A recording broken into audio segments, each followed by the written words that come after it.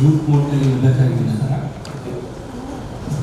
ಕರ್ನಾಟಕ ಕಾನೂನು ಮತ್ತು ಸಂಸದೀಯ ಸುಧಾರಣಾ ಸಂಸ್ಥೆ ಬೆಂಗಳೂರು ಮತ್ತು JSS ಕಾನೂನು ಕಾಲೇಜು ಸ್ವಾಯತ್ತ ಮೈಸೂರು ಇವರ ಸಹಯೋಗದಲ್ಲಿ ನಡೆಯುತ್ತಿರುವಂಥ ಮೈಸೂರು ವಲಯ ಮಾದರಿ ವಿಧಾನಸಭಾ ಅಧಿವೇಶನಕ್ಕೆ ತಮ್ಮೆಲ್ಲರಿಗೂ ಹೃದಯ ಸ್ಪರ್ಶಿ ಸ್ವಾಗತ.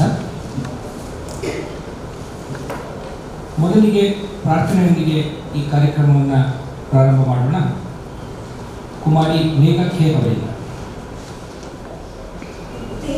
ಗಣಪತೆ ಪೂಜ್ಯ ಸ್ವರಾಕೃತೆ ಉತ್ತಮ ತಾಪಸ ಸೇವಿತ ರಕ್ಷಮಾಂ ಸ್ವಚ್ಛ ಸ್ವರಾನ್ವಯ ಪೂಜಿತ ಮಂದಿರ ಸ್ವಚ್ಛ ಸ್ವರಾನ್ವಯ ಪೂಜಿತ ಮಂದಿರ ಪಾಲಿತ ವಿಭುವೀತ ವರ್ತ ಪುರಂದರ ಪಾಲಿತ ವಿಭುವೀತ ವರ್ತ ಪುರಂದರ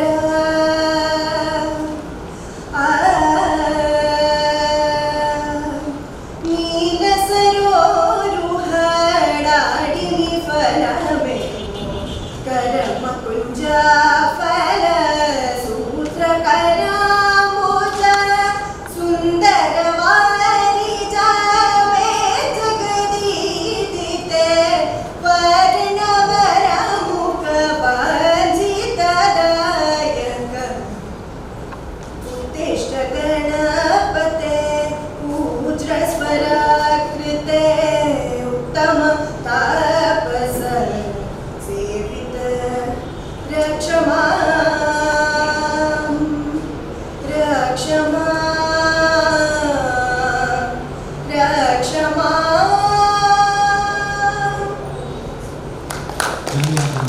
ಮೇಘ, ಈಗ ನಾಡಗೀತೆ ಎಲ್ಲರೂ ನಿಂತು ಗೌರವವನ್ನು ಸೂಚಿಸಬೇಕಾದ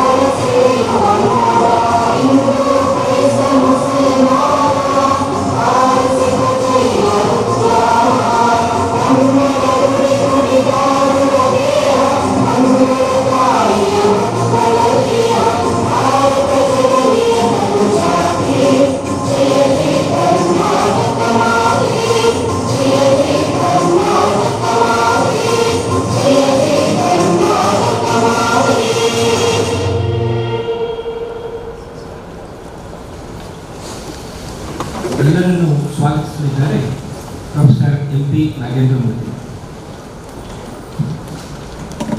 ಎಲ್ಲರಿಗೂ ನಮಸ್ಕಾರಗಳು. ಇವತ್ತಿನ ಮಾದರಿ ವಿಧಾನಸಭಾ ಅಧಿವೇಶನ ಸ್ಪರ್ಧೆಯ ನೇತೃತ್ವ ವಹಿಸಿರ್ತಕ್ಕಂಥ ಕರ್ನಾಟಕ ಕಾನೂನು ಮತ್ತು ಸಂಸದೀಯ ಸಂಸ್ಥೆ ಸುಧಾರಣಾ ಸಂಸ್ಥೆ ಬೆಂಗಳೂರು ಅದರ ನಿರ್ದೇಶಕರಾಗಿರ್ತಕ್ಕಂಥ ಶ್ರೀಯುತ ದ್ವಾರಕನಾಥ್ ಬಾಬು ಅವರಿಗೆ, JSS ಕಾನೂನು ಕಾಲೇಜಿನ ಪ್ರಾಂಶುಪಾಲರಾದ ಡಾಕ್ಟರ್ ಎಸ್ ನಟರಾಜು ಅವರೇ, JSS ಕಾಲೇಜಿನ ಹಿರಿಯ ಪ್ರಾಧ್ಯಾಪಕರಾದಂಥ ಶ್ರೀ ಶಿವಾನಂದ ಭಾರತಿ ಅವರೇ, JSS ಕಾನೂನು ಕಾಲೇಜಿನ ಬೋಧಕ ವರ್ಗದ ಎಲ್ಲ ಸಂಘಟಕರೇ, ಬೋಧಕೇತರ ವರ್ಗದವರ ನಮ್ಮ ಕಾಲೇಜಿನ ಅಧೀಕ್ಷಕರಾದಂಥ ಶ್ರೀ ಉಪಾಧ್ಯಕ್ಷರವರೇ, ವಿವಿಧ ಕಾನೂನು ಕಾಲೇಜುಗಳಿಂದ ಅಂದರೆ ಮೈಸೂರು ವಲಯದಲ್ಲಿ 8 ಜಿಲ್ಲೆಗಳು ಒಳಗೊಂಡಿದ್ದು ಆ 8 ಜಿಲ್ಲೆಗಳಿಂದ ಪ್ರತಿನಿಧಿಸುತ್ತಿರುವ ಈ ಸ್ಪರ್ಧೆಯಲ್ಲಿ ಪ್ರತಿನಿಧಿಸುತ್ತಿರುವ ವಿದ್ಯಾರ್ಥಿ ಮಿತ್ರರೇ, ಪತ್ರಿಕಾ ವರದಿಗಾರರೇ ಹಾಗೂ ಇನ್ನಿತರ ಎಲ್ಲ ಬಂಧುಗಳೇ, ನಮಗೆಲ್ಲ ತಿಳಿದ ಹಾಗೆ ನಮ್ಮ ಭಾರತದ ವ್ಯವಸ್ಥೆ ಸಂಸದೀಯ ವ್ಯವಸ್ಥೆಯಾಗಿದ್ದು, ಆ ಸಂಸದೀಯ ವ್ಯವಸ್ಥೆಯಲ್ಲಿ ಶಾಸಕಾಂಗದ ಪಾತ್ರ ಬಹುಮುಖ್ಯವಾದದ್ದು, ಅದೇ ಸರ್ವೋಚ್ಚ. ಈ ಶಾಸಕಾಂಗದ ಮಹತ್ವದ ಸ್ಥಾನ, ಅದರದೇ ಆದಂಥ ಮಹತ್ವದ ಸ್ಥಾನ ಶಾಸಕಾಂಗಕ್ಕೆ ಇದ್ದು, ರಾಷ್ಟ್ರ ಮಟ್ಟದಲ್ಲಿ ಸಂಸತ್ತಾಗಿದ್ದು, ರಾಜ್ಯ ಮಟ್ಟದಲ್ಲಿ ವಿಧಾನಸಭೆ ಒಳಗೊಂಡಿರ್ತದೆ. ಈ ಸದನಗಳಲ್ಲಿ ನಡೆಯುವ ನಡವಳಿಕೆಯನ್ನು ಜನತೆಗೆ, ವಿದ್ಯಾರ್ಥಿಗಳಿಗೆ ಮತ್ತು ಆಸಕ್ತರಿಗೆ ತಿಳಿಸುವ ಅಥವಾ ತಲುಪಿಸುವ ಉದ್ದೇಶವೇ ಈ ಮಾದರಿ ಮತ್ತು ಈ ಮಾದರಿ ಸಂಸತ್ತು ಮತ್ತು ವಿಧಾನಸಭೆಯ ಅಧಿವೇಶನದ ಮಾದರಿ ವಿಧಾನಸಭೆ ಅಧಿವೇಶನದ ಪರಿಕಲ್ಪನೆ. ಇದು 1967ರಲ್ಲಿ ಪ್ರಾರಂಭವಾದಂಥ ಈ ಒಂದು ಪರಿಕಲ್ಪನೆ ನಮ್ಮ ಕರ್ನಾಟಕದಲ್ಲಿ 2015-16 ಮಹಿಳಾ ಸಂಸತ್ ಮುಖಾಂತರ ಪ್ರಾರಂಭಗೊಂಡು 2016-17ರಲ್ಲಿ ಮಾದರಿ ಸಂಸತ್ ಇದೇ ಜಾಗದಲ್ಲಿ 2017ರಲ್ಲಿ ಮೈಸೂರು ವಲಯದಿಂದ ಇದೇ ಸಭಾಂಗಣದಲ್ಲಿ ಭಾಳ ಅಭೂತಪೂರ್ವವಾಗಿ ಯಶಸ್ವಿಯಾಗಿದ್ದಂಥ ಒಂದು ಮಾದರಿ ಸಂಸತ್ತು. ಅದ ನಂತರ ಕಾರಣಾಂತರಗಳಿಂದ ಕೋವಿಡ್-19 ಆಗಿರ್ಬೋದು ಅಥವಾ ಇನ್ನಿತರ ಕಾರಣಾಂತರಗಳಿಂದ ಅದನ್ನು ಮುಂದುವರಿಸೋಕ್ಕಾಗಲಿಲ್ಲ. ಆದರೆ ಈ ವರ್ಷ ಕಾಸಂಸು ಅಂದರೆ ಕರ್ನಾಟಕ ಕಾನೂನು ಮತ್ತು ಸಂಸದೀಯ ಸುಧಾರಣಾ ಸಂಸ್ಥೆ ಅವರು ಈ ವರ್ಷ ಅದನ್ನು ಮುಂದುವರಿಸಬೇಕು ಅಂತೇಳಿ 5 ವಲಯಗಳನ್ನಾಗಿ ಮಾಡಿ ಮೈಸೂರು ವಲಯಕ್ಕೆ 8 ಜಿಲ್ಲೆಗಳನ್ನು ಒಳಗೊಂಡಂಥ ಈ ಒಂದು ಮೈಸೂರು ವಲಯ ಮಾಡಿ JSS ಕಾನೂನು ಕಾಲೇಜನ್ನು ನೋಡಲ್ ಕಾಲೇಜನ್ನಾಗಿ ಮಾಡಿ ಈ ಒಂದು ಅಧಿವೇಶನದ ಸ್ಪರ್ಧೆ ಏರ್ಪಡಿಸಲು ಕೋರಲಾಗಿದ್ದು, ಅದರಂತೆ ಇವತ್ತು ನಾವು ಈ ಒಂದು ಮಾದರಿ ವಿಧಾನಸಭಾ ಅಧಿವೇಶನದ ಸ್ಪರ್ಧೆಗೆ ನಾವೆಲ್ಲ ಇಲ್ಲಿ ಸೇರಿದ್ದೇವೆ. ಇದರ ಒಂದು ಯಾವ ರೀತಿಯ ರೂಪರೇಷೆಗಳು ಅಥವಾ ಯಾವ ರೀತಿಯ ಸ್ಪರ್ಧೆ ನಡೆಯುತ್ತದೆ ಅನ್ನೋದನ್ನ ನಮ್ಮ ನಿರ್ದೇಶಕರಾದಂಥ ಶ್ರೀ ದ್ವಾರಕನಾಥ್ ಬಾಬು ಅವರು ಈ ಉದ್ಘಾಟನೆ ಸಮಾರಂಭದ ನಂತರ ವಿದ್ಯಾರ್ಥಿ ಮಿತ್ರರಿಗೆ ತಿಳಿಯಲಿದ್ದಾರೆ. ಈ ಒಂದು ಅಧಿವೇಶನ ಸ್ಪರ್ಧೆಯ ಉದ್ಘಾಟನೆಗೆ ನಮ್ಮ ನಿರ್ದೇಶಕರಾದಂಥ ಶ್ರೀಯುತ ದ್ವಾರಕನಾಥ ಬಾಬು ಅವರು ಒಪ್ಪಿ ಇಲ್ಲಿಗೆ ಬಂದಿರ್ತಾರೆ. ಅವರೀಗ ಈ ಒಂದು ಅಧಿವೇಶನ ಸ್ಪರ್ಧೆಯನ್ನು ಉದ್ಘಾಟಿಸಲು ಒಪ್ಪಿ ಈಗ ಬಂದಿರೋದ್ರಿಂದ ಅವರಿಗೆ JSS ಕಾನೂನು ಕಾಲೇಜು ಹಾಗೂ ಕಾಸಂಸು ಮತ್ತು ಇಲ್ಲಿರ್ತಕ್ಕಂಥ ಎಲ್ಲ ವಿದ್ಯಾರ್ಥಿ ಮಿತ್ರರು ಮತ್ತು ಎಲ್ಲರ ಪರವಾಗಿ ನಾನು ಅವರಿಗೆ ಪೂರ್ವಕವಾದಂಥ ಸ್ವಾಗತವನ್ನು ಕೋರಬಯಸುತ್ತೇನೆ. ಅದೇ ರೀತಿ ನಮ್ಮ ಕಾನೂನು ಕಾಲೇಜಿನ ಪ್ರಾಂಶುಪಾಲರಾದ ಶ್ರೀಯುತ ಡಾಕ್ಟರ್ ಎಸ್ ನಟರಾಜ್ ಅವರು ವೇದಿಕೆಯಲ್ಲಿ ಹಸಿರಾಗಿದ್ದಾರೆ. ಅವರಿಗೂ ಸಹ ನಿಮ್ಮೆಲ್ಲರ ಪರವಾಗಿ ಸ್ವಾಗತವನ್ನು ಕೋರಬಯಸುತ್ತೇವೆ. ಅದೇ ರೀತಿಯಾಗಿ ನಮ್ಮ ಹಿರಿಯ ಉಪನ್ಯಾಸಕರಾದಂಥ ಶ್ರೀಯುತ ಪಿ ಶಿವನಂದ ಭಾರತಿಯವರು ವೇದಿಕೆ ಮೇಲಿದ್ದಾರೆ. ಅವರಿಗೂ ನಿಮ್ಮೆಲ್ಲರ ಪರವಾಗಿ ಸ್ವಾಗತವನ್ನು ಕೋರಬಯಸುತ್ತೇವೆ. ವಿಶೇಷವಾಗಿ ಈ ದಿನದ ಕಾರ್ಯಕ್ರಮವು ಸಕ್ಸಸ್ ಆಗಬೇಕಾದ್ರೆ ಇಲ್ಲಿ ಬಂದಿರತಕ್ಕಂಥ 8 ಕಾನೂನು ಕಾಲೇಜಿನ ವಿದ್ಯಾರ್ಥಿಗಳ ಭಾಗವಹಿಸಿಕೆ ಭಾಳ ಮುಖ್ಯವಾದದ್ದು. ಅವರು ಭಾಳ ಉತ್ಸಾಹದಿಂದ ಇಲ್ಲಿ ಆಗಮಿಸಿದ್ದಾರೆ.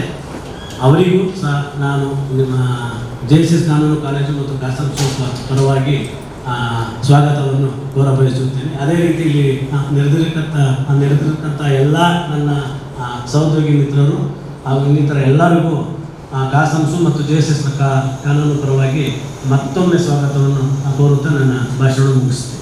ಜೈ ಹಿಂದ್, ಜೈ ಕರ್ನಾಟಕ. ಎಲ್ಲರನ್ನೂ ಸ್ವಾಗತಿಸಿದಂತಹ ಶ್ರೀ MP ನಾಗೇಂದ್ರ ಮೂರ್ತಿ ಅವರಿಗೆ ನಾನು ಸ್ವಾಗತವನ್ನು ಕೊಡ್ತೇನೆ. ಈಗ ಉದ್ಘಾಟನೆ ಶ್ರೀ ದ್ವಾರಕನಾಥ್ ಬಾಬು ನಿರ್ದೇಶಕರು ಹಾಗೂ ಡಾಕ್ಟರ್ S ನಟರಾಜ್ ಅವರು, ಪ್ರೊಫೆಸರ್ ಶಿವಾನಂದ ಭಾರತಿ ಅವರು ಉದ್ಘಾಟನೆ ಮಾಡಿಕೊಡ್ಬೇಕಾಗಿತ್ತು.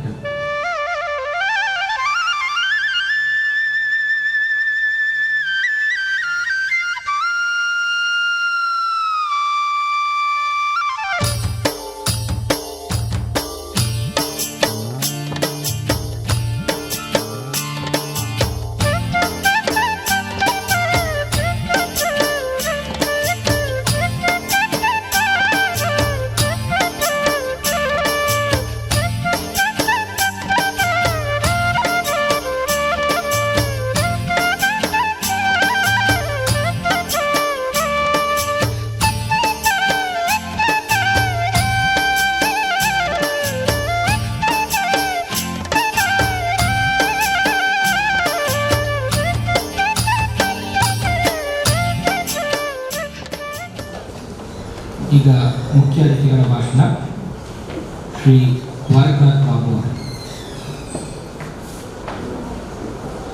ಎಲ್ಲರಿಗೂ ನಮಸ್ಕಾರ. ಈ ದಿನ ನಾವೇನು ಒಂದು ಮಾದರಿ ವಿಧಾನಸಭೆ ಅಧಿವೇಶನ ಹಮ್ಮಿಕೊಂಡಿದ್ದೀವಿ. ಸಂಕ್ಷಿಪ್ತವಾಗಿ ಇದರ ಪರಿಚಯ ಮಾಡಿಕೊಳ್ಬೇಕಂತ ನನಗೆ ಅನ್ನಿಸ್ತಾ ಇದೆ.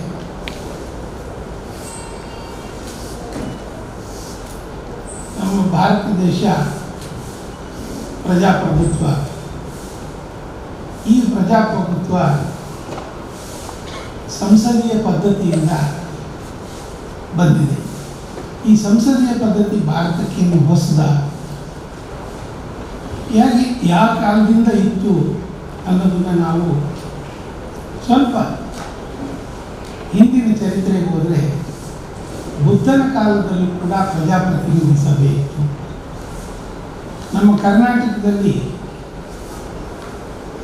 11ನೇ ಶತಮಾನದಲ್ಲಿ ಅನುಭವ ಮಂಟಪ ಅಂತ ಏನು ಇತ್ತು, ಅಲ್ಲಿ ಕೂಡ ಪ್ರಜೆಗಳ ಅಭಿಪ್ರಾಯ ಪಡೆದು ಆಡಳಿತ ನಡೀತಾ ಇತ್ತು. ಇನ್ನು ನಮ್ಮ ಮೈಸೂರು ಸಂಸ್ಥಾನಕ್ಕೆ ಬಂದರೂ ಕೂಡ 1886ರಲ್ಲಿ ಪ್ರಜಾಪ್ರತಿನಿಧಿ ಸಭೆ ಕೃಷ್ಣರಾಜ ಒಡೆಯರ ಕಾಲದಲ್ಲೇ ಅಸ್ತಿತ್ವದಲ್ಲಿ. 1907ರಲ್ಲಿ ವಿಧಾನ ಪರಿಷತ್ ಅಸ್ತಿತ್ವಕ್ಕೆ ಬಂತು. ಆ ರೀತಿ ಒಂದು ಮುನ್ನುಡಿಯನ್ನು ಹಾಕಬೇಕಂತ ಚರಿತ್ರೆ ನಮ್ಮ ಮೈಸೂರು ಸಂಸ್ಥಾನಕ್ಕೆ. ಇದಾದ ನಂತರ 1956ರಲ್ಲಿ ಈ ಸ್ಟೇಟ್ ರಿಆರ್ಗನೈಸೇಷನ್ ಆದಮೇಲೆ ನಮ್ಮ ಮೈಸೂರು ರಾಜ್ಯ ಉದಯವಾಯಿತು. ಈಗ ನೀವೆಲ್ಲ ನೋಡ್ತಾ ಇದ್ದೀರಿ, ವಿಧಾನಸಭೆ, ವಿಧಾನ ಪರಿಷತ್ ಅಂತ ಬೈ ಕ್ಯಾಮರಲ್ ಲೆಜಿಸ್ಲೇಚರ್ ನಮ್ಮಲ್ಲಿದೆ. ರಾಷ್ಟ್ರ ಮಟ್ಟದಲ್ಲಿ ಸಂಸತ್ತು, ರಾಜ್ಯ ಮಟ್ಟದಲ್ಲಿ ವಿಧಾನಸಭೆ, ವಿಧಾನ ಪರಿಷತ್ತು, ಜಿಲ್ಲಾ ಮಟ್ಟದಲ್ಲಿ ಜಿಲ್ಲಾ ಪರಿಷತ್ತು, ತಾಲೂಕು ಪಂಚಾಯತ್ ಇರ್ಬೋದು, ಗ್ರಾಮ ಪಂಚಾಯತ್ ಇರ್ಬೋದು, ಇವೆಲ್ಲ ಸಂಸದೀಯ ವ್ಯವಸ್ಥೆಯ ಅಂಗಗಳು. ಈ ಪದ್ಧತಿ ಅಧಿಕಾರ ವಿಕೇಂದ್ರೀಕರಣ ಯಾಕೆ ತಂದರು ಅಂದರೆ, ಪ್ರತಿಯೊಬ್ಬರಿಗೂ ಆಡಳಿತದಲ್ಲಿ ಪಾಲ್ಗೊಳ್ಳುವ ಮತ್ತು ಈ ರೀತಿ ಕಲೆಕ್ಟಿವ್ ರೆಸ್ಪಾನ್ಸಿಬಿಲಿಟಿ ಮತ್ತು to arrive at collective decisions. ಒಬ್ಬ ತೀರ್ಮಾನ ಮಾಡೋ ಕಾಲ ಅದು ಮೊನಾರ್ಕಿ, ಮಹಾರಾಜರ ಕಾಲ. ಆದರೆ ಈಗ ಪ್ರಜಾಪ್ರಭುತ್ವ, ಸಾಮೂಹಿಕ ನಿರ್ಣಯಗಳು ಆಗಬೇಕು, ಕಲೆಕ್ಟಿವ್ ಡಿಸಿಷನ್ಸ್ ಆಗದಿರ ಪ್ರಜಾಪ್ರಭುತ್ವ ಅರ್ಥ ಇಲ್ದಿರ ಆಗುತ್ತೆ. ಆ ದೃಷ್ಟಿಯಿಂದ ಈ ಸಂಸದೀಯ ಪದ್ಧತಿನ ಜಾರಿಗೆ ತಂದಿದ್ದೀವಿ. ಈ ಸಂಸದೀಯ ಪದ್ಧತಿ ಎಲ್ಲರೂ ಮೈಗೂಡಿಸ್ಕೋಬೇಕು. ಯುವ ಜನಾಂಗ ಈಗಲಿಂದ ಅದನ್ನು ರೂಢಿ ಮಾಡಿಕೊಂಡು, ಇವತ್ತಿನ ಏನು ವಿದ್ಯಾರ್ಥಿಗಳಿದ್ದೀರಿ, ನೀವೇ ನಾಳೆ ಈ ದೇಶವನ್ನು ನಡೆಸುವಂಥ ನಾಯಕರಾಗ್ತೀರಾ. ಈಗಲಿಂದ ನೀವು ಒಬ್ಬರ ಅಭಿಪ್ರಾಯಕ್ಕೆ ಇನ್ನೊಬ್ಬರು ಗೌರವಿಸುವುದು, ಎಲ್ಲರ ಅಭಿಪ್ರಾಯ ಒಮ್ಮತದಿಂದ ಕೈಗೊಳ್ಳೋದು, ಅದರಿಂದ ನೀತಿ ನಿರ್ಣಯ ಆಗಿ ಆಡಳಿತ ನಡೆಸೋದು. ಈ ಡೆಮಾಕ್ರೆಟಿಕ್ ಸಿಸ್ಟಮ್ ಮಕ್ಕಳಲ್ಲಿ ಈಗಲಿಂದ ಬರಬೇಕು ಅನ್ನೋ ದೃಷ್ಟಿಯಿಂದಲೇ ಸರ್ಕಾರ ಈ ಮಾದರಿ ಸಂಸತ್ ಅಥವಾ ಮಾದರಿ ವಿಧಾನಸಭೆ ಈ ಕಾರ್ಯಕ್ರಮಗಳು ಕಾಲೇಜು ಹಂತದಿಂದನೂ ಸ್ಕೂಲ್ ಮಟ್ಟದಲ್ಲೂ ನಮ್ಮ ಪಾರ್ಲಿಮೆಂಟ್ರಿ ಅಫೇರ್ಸ್ ಆ್ಯಂಡ್ ಲೆಜಿಸ್ಲೇಷನ್ ಡಿಪಾರ್ಟ್ಮೆಂಟಿಂದ ಮಾಡ್ತಾ ಬಂದಿದ್ದೀವಿ. ನಿಮ್ಮಲ್ಲಿ ಎಷ್ಟೋ ಜನ ಸ್ಕೂಲ್ ಹಂತದಲ್ಲಿ ಪಾರ್ಟಿಸಿಪೇಟ್ ಮಾಡಿದ್ದೀರೋ ಇಲ್ಲೋ ಗೊತ್ತಿಲ್ಲ. SSLC ಲೆವೆಲಲ್ಲಿ ಮಾಡ್ತೀವಿ, UC ಲೆವೆಲಲ್ಲೂ ಮಾಡ್ತೀವಿ. ಈಗ ನಾವು ಕಾನೂನು ಕಾಲೇಜುಗಳು ವಿದ್ಯಾರ್ಥಿಗಳಿಗಾಗಿ ಈ ಕಾರ್ಯಕ್ರಮ ಹಮ್ಮಿಕೊಂಡಿದ್ದೀವಿ. ಇದರಲ್ಲಿ ನಿಮಗೀಗ ಅವಕಾಶ ಸಿಕ್ಕಿದೆ. ಇದರಲ್ಲಿ ನೀವು ರೂಲಿಂಗ್ ಪಾರ್ಟಿ, ಅಪೋಸಿಷನ್ ಪಾರ್ಟಿ, ಹಾಗೆ ನಿಮ್ಮಲ್ಲೇ ಎರಡು ಇದು ಮಾಡಿಕೊಂಡು ಯಾವ ರೀತಿ ಪ್ರಶ್ನೋತ್ತರ ಕಾರ್ಯಕಲಾಪ, ಗಮನ ಸೆಳೆಯುವ ಸೂಚನೆ ಅಂದ್ರೇನು, 0 ಅವರ್ ಅಂದರೆ ವಿಧೇಯಕ ರಚನೆ ಹೇಗೆ, ಶಾಸನ ರಚನೆ ಹೇಗೆ ಮಾಡಬೇಕು, ಬಜೆಟ್ ಹೇಗೆ ಮಂಡಿಸಬೇಕು, ಇವೆಲ್ಲದನ್ನು ಒಂದು ಮಾದರಿ ಕಾರ್ಯಕ್ರಮವಾಗಿ ಇದನ್ನು ಮಾಡಿ ನೀವೆಲ್ಲ ತಿಳ್ಕೋಬೇಕು ಅನ್ನೋ ಉದ್ದೇಶದಿಂದ ಈ ಕಾರ್ಯಕ್ರಮ ಮಾಡಿದ್ದೀನಿ. ನೀವೆಲ್ಲ ಉತ್ಸಾಹದಿಂದ ಬಂದು ಭಾಗವಹಿಸಿದ್ದೀರಾ. ಅತಿ ಶೀಘ್ರದಲ್ಲೇ ಸ್ಪರ್ಧೆ ಏರ್ಪಾಡಾಗುತ್ತೆ. ಇಲ್ಲಿಂದ 15 ವಿದ್ಯಾರ್ಥಿಗಳನ್ನ ಆಯ್ಕೆ ಮಾಡಿ ರಾಜ್ಯ ಮಟ್ಟದ ಸ್ಪರ್ಧೆಗೆ ಕಳಿಸಲಾಗುತ್ತೆ. ನಿಮ್ಮ ಪರ್ಫಾರ್ಮೆನ್ಸ್ ಮೇಲೆ ಆಧಾರ ಬಿದ್ದು ನಿಮಗೆ ಅಂಕಗಳನ್ನ ಕೊಟ್ಟು ಇಲ್ಲಿ ಆಯ್ಕೆ ಮಾಡಿ ಫಸ್ಟ್ 3 ಪ್ರೈಸಸ್ ಕೊಡ್ತಾರೆ. 15 ಜನನ ರಾಜ್ಯ ಮಟ್ಟ ಸ್ಪರ್ಧೆಗೆ ಬೆಂಗಳೂರಿಗೆ ಕರೆಸ್ಕೊಳ್ಳೋಕ್ಕಾಗುತ್ತೆ. ಆ ಅವಕಾಶ ನಿಮಗೆಲ್ಲ ಇದೆ. ಈ ಅವಕಾಶನ ಬಳಸ್ಕೊಂಡು ನೀವು ಈ ಕಾರ್ಯಕ್ರಮನ ಚೆನ್ನಾಗಿ ನಡೆಸ್ಕೊಳ್ಬೇಕು ಅಂತ ಕೋರ್ತಾ ನಾನು ಮಾತು ಮುಗಿಸ್ತೀನಿ. ನಮಸ್ಕಾರ. ಹಾಗೆಯೇ ನಾನು ಮಾನ್ಯ ಡಾಕ್ಟರ್ ನಟರಾಜ್ ಅವರಿಗೆ ಮತ್ತು ಈ ಸಂಸ್ಥೆಗೆ ಈ ನೋಡಲ್ ಕಾಲೇಜಾಗಿ ಇದನ್ನೆಲ್ಲ ಏರ್ಪಾಡು ಮಾಡೋದಕ್ಕೆ ಅವರಿಗೂ ಧನ್ಯವಾದ ಅಂತ ನಾನು ಮಾತು ಮುಗಿಸ್ತೀನಿ. ನಮಸ್ಕಾರ. ಗೋರಖನಾಥ್ ಬಾಬು ಅವರಿಗೆ ಧನ್ಯವಾದಗಳು. ಈಗ ವಂದನಾರ್ಪಣೆ ಡಾಕ್ಟರ್ ಎಸ್ ನಟರಾಜು, ಪ್ರಾಂಶುಪಾಲರು, JSS ಲಾ ಕಾಲೇಜು. ಎಲ್ಲರಿಗೂ ನಮಸ್ಕಾರ. ಕರ್ನಾಟಕ ಕಾನೂನು ಮತ್ತು ಸಂಸದೀಯ ಸುಧಾರಣಾ ಸಂಸ್ಥೆ ಕಾಸಂಸು ಬೆಂಗಳೂರು ಹಾಗೂ JSS ಕಾನೂನು ಕಾಲೇಜು ಮೈಸೂರು ತಮಗೆ ಗೊತ್ತಿರುವ ಹಾಗೆ ಇವರ ಒಂದು ಸಂಯುಕ್ತ ಆಶ್ರಯದಲ್ಲಿ ಆಯೋಜಿಸ್ತಕ್ಕಂಥ ಈ ಮೈಸೂರು ವಲಯದ ಮಾದರಿ ವಿಧಾನಸಭಾ ಅಧಿವೇಶನ ಸಮಾರಂಭದ ಈ ಉದ್ಘಾಟನಾ ಸಮಾರಂಭದ ಸಂದರ್ಭದಲ್ಲಿ ಈ ಉದ್ಘಾಟನೆಯನ್ನು ನೆರವೇರಿಸಿದಂಥ ಮಾನ್ಯ ಶ್ರೀ ಕೆ ದ್ವಾರಕನಾಥ್ ಬಾಬುರವರೇ ಹಾಗೂ ಈ ಕಾನೂನು ಕಾಲೇಜಿನ ನಮ್ಮ ಉಪನ್ಯಾಸಕ ಮಿತ್ರರಾದಂಥ ಹಿರಿಯರಂಥ ಶ್ರೀ ಪಿ ಶಿವಾನಂದ ಭಾರತಿಯವರೇ ಹಾಗೂ ಈ ಕಾರ್ಯಕ್ರಮದ ಸಂಯೋಜಕರಾದಂಥ ಪ್ರೊಫೆಸರ್ MP ನಾಗೇಂದ್ರ ಮೂರ್ತಿಯವರೇ, ಇಲ್ಲಿ ನೆರೆದಿರ್ತಕ್ಕಂಥ ಸುಮಾರು 8 ಜಿಲ್ಲೆಗಳಿಂದಲೂ ಅಥವಾ 8 ಕಾನೂನು ಕಾಲೇಜುಗಳಿಂದ ಬಂದಿರತಕ್ಕಂಥ ಸ್ಪರ್ಧಾರಲ್ಲೇ ಎಲ್ಲ ಬೋಧಕ ಬೋಧಕೇತರ ಸಿಬ್ಬಂದಿಗಳೇ, ನಮ್ಮ ಕಾನೂನು ಕಾಲೇಜಿನ ವಿದ್ಯಾರ್ಥಿಗಳೇ, ಅಧ್ಯಾಪಕ ಮಿತ್ರರೇ, ಈಗಾಗಲೇ ಈ ಕಾರ್ಯಕ್ರಮಕ್ಕೆ ಮುಖ್ಯವಾಗಿ ಇನ್ನಿಬ್ಬರು ಪ್ರಮುಖ ಅತಿಥಿಗಳು ಬರಬೇಕಾಗಿತ್ತು. ಮೊದಲನೇದಾಗಿ ಶ್ರೀ SA ರಾಮದಾಸ್ ಅವರು, ಶಾಸಕರು, ಕೃಷ್ಣರಾಜ ಕ್ಷೇತ್ರ ಮೈಸೂರು, ಹಾಗೂ ಈ ಸಮಾರಂಭದ ಒಂದು ಅಧ್ಯಕ್ಷತೆಯನ್ನು ಶ್ರೀ ನಾಗೇಂದ್ರ, ಶಾಸಕರು, ಚಾಮರಾಜ ಕ್ಷೇತ್ರ ಮೈಸೂರು ಬರಬೇಕಾಯಿತು. ಅವರುಗಳಿಗೆ ಅನಿವಾರ್ಯ ಕಾರಣಗಳಿಂದ ಬರೋಕ್ಕಾಗಿಲ್ಲ ಅಂತ ಹೇಳಿ ಸಮಿತಿಗಳು ತಿಳಿಸಿದ್ರು. ಅವರ ಒಂದು ಅನುಪಸ್ಥಿತಿಯಲ್ಲಿ ಆದರೂ ಕೂಡ ಅವರು ನಮ್ಮ ಕಾರ್ಯಕ್ರಮಕ್ಕೆ ಬರೋಕ್ಕೆ ಒಪ್ಪಿಕೊಂಡಿದ್ರು. ಅವ್ರಿಗೂ ಕೂಡ ನಾನು ತಮ್ಮೆಲ್ಲರ ಪರವಾಗಿ ಧನ್ಯವಾದಗಳನ್ನು ಅರ್ಪಿಸ್ತಾ ಇದ್ದೀನಿ. ಪ್ರಮುಖವಾಗಿ ಈ ಕಾರ್ಯಕ್ರಮದ ಉದ್ದೇಶವನ್ನು ನಾವು ಯಾಕೆ ಮಾಡ್ತಾ ಇದ್ದೀವಿ, ಈಗಾಗಲೇ 2ನೇ ಬಾರಿಗೆ ನಾವು ಈ ಕಾರ್ಯಕ್ರಮವನ್ನು ಮಾಡ್ತಾ ಇದ್ದೀವಿ. 2000 ನಾಗೇಂದ್ರ ಮೂರ್ತಿ ಅವರು ಹೇಳಿದ್ರು 2016-17ರಲ್ಲಿ ಇದೇ ವೇದಿಕೆಯಲ್ಲಿ ತುಂಬ ಚೆನ್ನಾಗಿ ತುಂಬ ವೈಭವಯುತವಾಗಿ ನಡೆಸಿದ್ವಿ. ಈಗಲೂ ಕೂಡ ಅದೇ ರೀತಿ ನಡೆಸ್ತಕ್ಕಂಥ ನಮ್ಮ ಒಂದು ಅಭಿಲಾಷೆ ಇದೆ. ಈ ಒಂದು ಸಂದರ್ಭದಲ್ಲಿ ನಾವು ಈ ಸಂಸದೀಯ ಅಥವಾ ಮಾದರಿ ವಿಧಾನಸಭಾ ಅಧಿವೇಶನವನ್ನು ನಡೆಸ್ತಕ್ಕಂಥ ಉದ್ದೇಶ ಏನು, ಪ್ರಜಾಪ್ರಭುತ್ವ ವ್ಯವಸ್ಥೆಯಲ್ಲಿ ನಾವು ಸಂಸದೀಯ ಪ್ರಜಾಪ್ರಭುತ್ವ ಒಂದು ವ್ಯವಸ್ಥೆಯಲ್ಲಿ ನಮ್ಮಗಳ ಕರ್ತವ್ಯ ಏನಿದೆ, ಅದೇ ರೀತಿ ಸಂಸದರಾಗಿರ್ತಕ್ಕಂಥವ್ರಿಗೆ ಅಥವಾ ಶಾಸಕರಾಗಿರ್ತಕ್ಕಂಥವ್ರಿಗೆ ಏನು ಒಂದು ಕರ್ತವ್ಯ ಇದೆ, ಅವರ ಬದ್ಧತೆ ಏನು, ಯಾವ ರೀತಿಯ ಶಿಸ್ತುಗಳನ್ನು ಅವರು ಪಾಲನೆ ಮಾಡಬೇಕು, ಅದರ ಜೊತೆಗೆ ಈ 3 ಪ್ರಮುಖಗಳಲ್ಲಿ ಶಾಸಕಾಂಗದ ಒಂದು ಕರ್ತವ್ಯ ಕೂಡ ತುಂಬ ಪ್ರಮುಖವಾದದ್ದು. ಅದನ್ನು ನಮ್ಮ ವಿದ್ಯಾರ್ಥಿಗಳಿಗೆ ಈ ಅಣಕು ಒಂದು ಸಭಾ ಅಧಿವೇಶನದ ಮೂಲಕ ಅವರಿಗೆ ಒಂದು ಟ್ರೈನಿಂಗ್ನ ಕೊಡ್ತಕ್ಕಂಥ ಉದ್ದೇಶದಿಂದ ಈ ಕಾರ್ಯಕ್ರಮವನ್ನು ಮಾಡ್ತಾ ಇದ್ದೀವಿ. ಕರ್ನಾಟಕ ಕಾನೂನು ಸಂಸದೀಯ ಸುಧಾರಣಾ ಸಂಸ್ಥೆ ಹಲವಾರು ಕಾರ್ಯಕ್ರಮಗಳನ್ನು ಹಮ್ಮಿಕೊಂಡಿದೆ. ಕಾನೂನಿನ ಬಗ್ಗೆ ಸಂಶೋಧನೆಯನ್ನು ಮಾಡ್ತಕ್ಕಂಥದ್ದು, ಸಂಸದೀಯ ಪದ್ಧತಿ ಸುಧಾರಣೆ ತರ್ತಕ್ಕಂಥದ್ದು, ಸಂಸದೀಯ ವ್ಯವಸ್ಥೆಯ ಬಗ್ಗೆ ಚರ್ಚಾ ತಂತ್ರಗಳ ಅಧ್ಯಯನ, ಸಂಶೋಧನೆ, ವಿಚಾರಗೋಷ್ಠಿ, ಅಧ್ಯಯನ ಶಿಬಿರಗಳು ಇತ್ಯಾದಿ ಕಾರ್ಯಕ್ರಮಗಳನ್ನು ತುಂಬ ವ್ಯವಸ್ಥಿತವಾಗಿ ಅವರು ಮಾಡ್ಕೊಂಡು ಬಂದಿದ್ದಾರೆ. ಇದರ ಬಗ್ಗೆ ನಮ್ಮ ಈ ಸಮಾರಂಭದ ಒಂದು ಅತಿಥಿಗಳು ಹಾಗೂ ನಿರ್ದೇಶಕರಾಗಿ ಮಾನ್ಯ ಶ್ರೀ ಕೆ ದ್ವಾರಕನಾಥ್ ಬಾಬುರವರು ಸವಿರವಾಗಿ ಹೇಳಿದ್ದಾರೆ. ಇದೇ ಸಂದರ್ಭದಲ್ಲಿ ಇನ್ನೊಬ್ಬರಾದಂಥ ಸಂಶೋಧನಾ ಮುಖ್ಯಸ್ಥರಾದಂಥ ಡಾಕ್ಟರ್ ರೆವಯ್ಯ ಒಡೆಯವರು ಅವರು ಕೂಡ ಬರಬೇಕಾಗಿತ್ತು.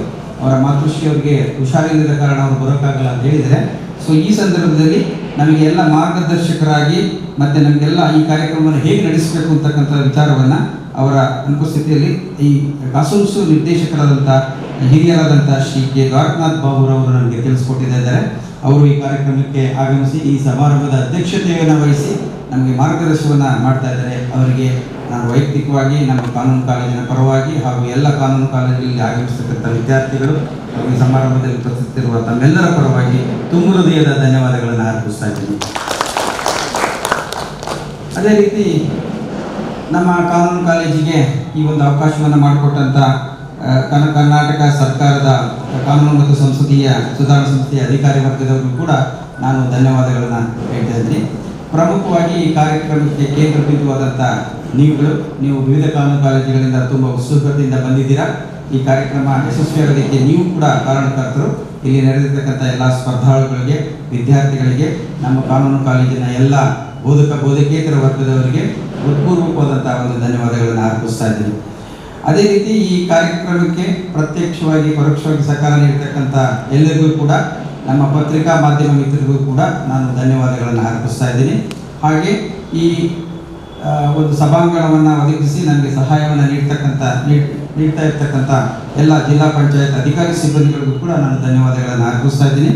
ಈ ಕಾರ್ಯಕ್ರಮ ಈಗ ಇನ್ನೇನು ಪ್ರಾರಂಭವಾಗಿದೆ. ಇದರ ಬಗ್ಗೆ ನಮ್ಮ ಶ್ರೀ ದ್ವಾರಕನಾಥ್ ಬಾಬುರವರು ಮಾರ್ಗದರ್ಶನ ನೀಡಿದ್ದಾರೆ. ಸೊ ಮತ್ತೊಮ್ಮೆ ತಮ್ಮೆಲ್ಲರಿಗೂ ಕೂಡ ಹೃತ್ಪೂರ್ವಕವಾದಂಥ ಧನ್ಯವಾದಗಳನ್ನು ಅರ್ಪಿಸಿ ನಾನು ಎರಡು ಮಾತುಗಳನ್ನು ಮುಗಿಸ್ತೀನಿ. ಜೈ ಹಿಂದ್, ಜೈ ಕನ್ನಡ. ವಂದನಾರ್ಪಣೆಯನ್ನು ಮಾಡಿದಂಥ ಡಾಕ್ಟರ್ ಎಸ್ ನಟರಾಜ್ ಅವರಿಗೆ ಧನ್ಯವಾದಗಳು. ಕಾರ್ಯಕ್ರಮದ ಮುಂದಿನ ಘಟ್ಟ ವಿದ್ಯಾರ್ಥಿಗಳಿಗೆ ಮಾಹಿತಿ ಮತ್ತು ಸಚಿವ ಸಂಪುಟದ ರಚನೆ. ಶ್ರೀ ದ್ವಾರಕನಾಥ್ ಬಾಬು ಅವರು ಇದನ್ನು ನೆರವೇರಿಸಿಕೊಡ್ಬೇಕಾಗಿ ಕೇಳ್ಕೊಳ್ತೀನಿ. ಸರ್ಕಾರ ಹೇಗೆ ನಡೆಸ್ತಾ ಇದ್ದೀರಾ ಇದ್ರ ಬಗ್ಗೆ ಎಲ್ಲ ನೀವು ಸಮಜಾಯಿಷಿ ಹೇಳಬೇಕು. ಎರಡು ಕಡೆ ಅವಕಾಶ ಇದೆ ಮಾತಾಡೋಕ್ಕೆ. ಬರೀ ವಿರೋಧ ಪಕ್ಷದವ್ರಿಗಲ್ಲ, ಆಡಳಿತ ಪಕ್ಷದವ್ರಿಗೂ ಅವಕಾಶ ಇದೆ. ಎರಡು ಕಡೆ ಹಂಚಿಕೆಯಾಗಿ ಸಮನ ಕೂತ್ಕೊಳ್ಳಿ. ಈ ಮಧ್ಯ ಒಬ್ಬರು ಸ್ಪೀಕರ್ ಕೆಲಸ ಮಾಡಬೇಕು. ಸ್ಪೀಕರ್ ಆಗಿ ಮಾಡುವ ಅನುಭವ ಇದ್ದವರು ದಯವಿಟ್ಟು ಒಬ್ಬರು ಇಬ್ಬರು ಮುಂದೆ ಬನ್ನಿ. ಯಾರಿಗೆ ಸ್ಪೀಕರ್ ಆಗಿ ಕೆಲಸ ಮಾಡಲಿಕ್ಕೆ ಆಸಕ್ತಿ ಇದೆ ಅಥವಾ ಮಾಡಿ ಅನುಭವ ಇದೆ ಅವರು ಮುಂದೆ ಬರ್ಬೋದು. ಈಗ ರೂಲಿಂಗ್ ಪಾರ್ಟಿಯಲ್ಲಿ ಮುಖ್ಯಮಂತ್ರಿಗಳಾಗಿ ಕೆಲಸ ನಿರ್ವಹಿಸಕ್ಕೆ ಇಚ್ಛೆ ಪಡೋರು ಸ್ವಲ್ಪ ಮುಂದೆ ಬನ್ನಿ. ಚೀಫ್ ಮಿನಿಸ್ಟರ್ ಪ್ಲೀಸ್ ಬನ್ನಿ. It's voluntary. ಇದು ಎಲ್ಲ ನಿಮ್ಮ ಪ್ರತಿಭೆ ತೋರಿಸೋಕ್ಕೆ ಅವಕಾಶ. ಇನ್ಯಾರಾದ್ರೂ ಇಷ್ಟ ಇದ್ರೆ ಬನ್ನಿ. It will be elected in a democratic way.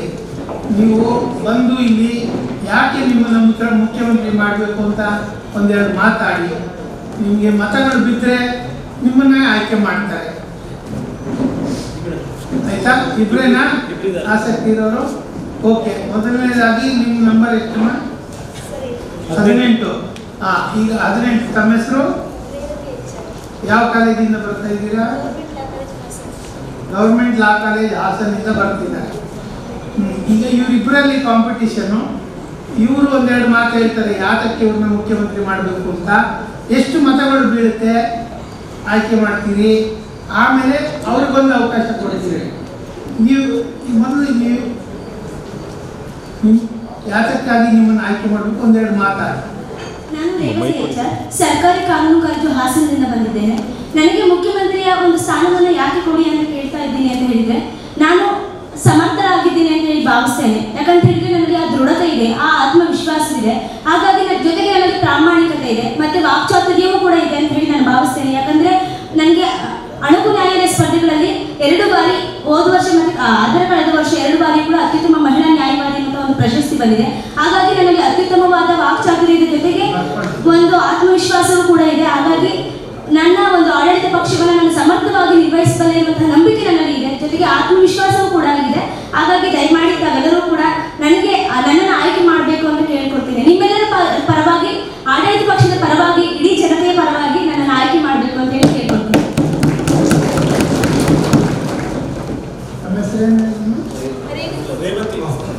ನಮಸ್ತೆ, ನನ್ನ ಹೆಸರು ಮಹಾಂತೇಶ್ ಅಂತ JSS ಲಾ ಕಾಲೇಜಿನ ಬಂದಿದೆ. ನಾನೀಗ ಮುಖ್ಯಮಂತ್ರಿ ಅಭ್ಯರ್ಥಿ ಆಗೋಕ್ಕೆ ನಾಮನಿರ್ದೇಶನ ಅಂದರೆ ನಾನೊಬ್ಬ ಭಾಗಿಯಾಗಿದ್ದೆ. ಕಾರಣ ಇಷ್ಟೇ, ನಿಮ್ಮ ಸೀರಿಯಲ್ ನಂಬರ್ ಇದೆಯಾ? ಕ್ರಮ ಸಂಖ್ಯೆ 8. ಓಕೆ. ಮುಖ್ಯಮಂತ್ರಿ ಅನ್ನೋದು ಅತಿ ಹೆಚ್ಚು ಅಧಿಕಾರ ಹೊಂದಿರುವಂಥ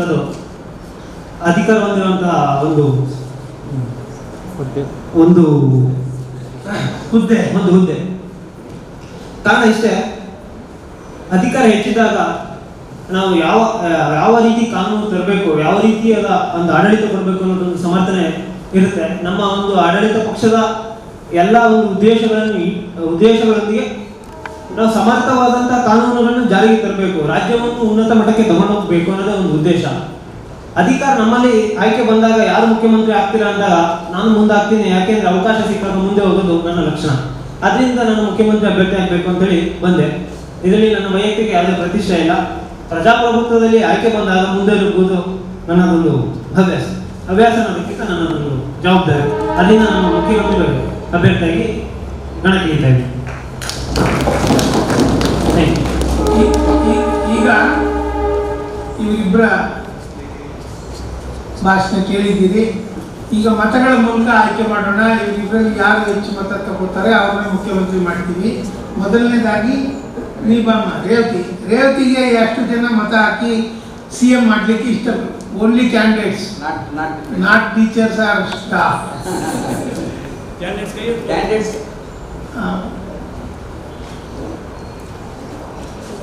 ಯಾರು ಅರ್ಧ ಎತ್ತದಲ್ಲಪ್ಪ, ಎತ್ತದಂದ್ರೆ ಕೈ ಕೂಡ್ತಾ ಇದೆ. 1 2 3 4 5 6 7 8 20 ಮತಗಳು ಬಂದಿದೆ. ರೇವತಿಗೆ 20 ವೋಟ್. ನೆಕ್ಸ್ಟ್ ತಮ್ಮ ಹೆಸರು ಏನು ಹೇಳಿದ್ರಿ? ಮಹಾಂತೇಶ್ ಅವ್ರಿಗೆ ಮುಖ್ಯಮಂತ್ರಿಗೆ ಎಷ್ಟು ಜನ ಮತ ಹಾಕ್ತೀರಿ? ಸರಿಯಾಗಿ ಎತ್ತಬೇಕು.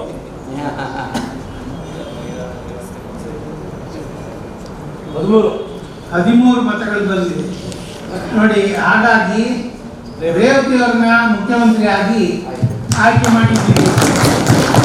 ಈ ಮೊದಲನೇ ಸ್ಥಾನ ಮುಖ್ಯಮಂತ್ರಿಗೆ ಬಿಟ್ಟುಕೊಡಿ, ಟ್ರೆಜರಿ ಬೇಚರಿ.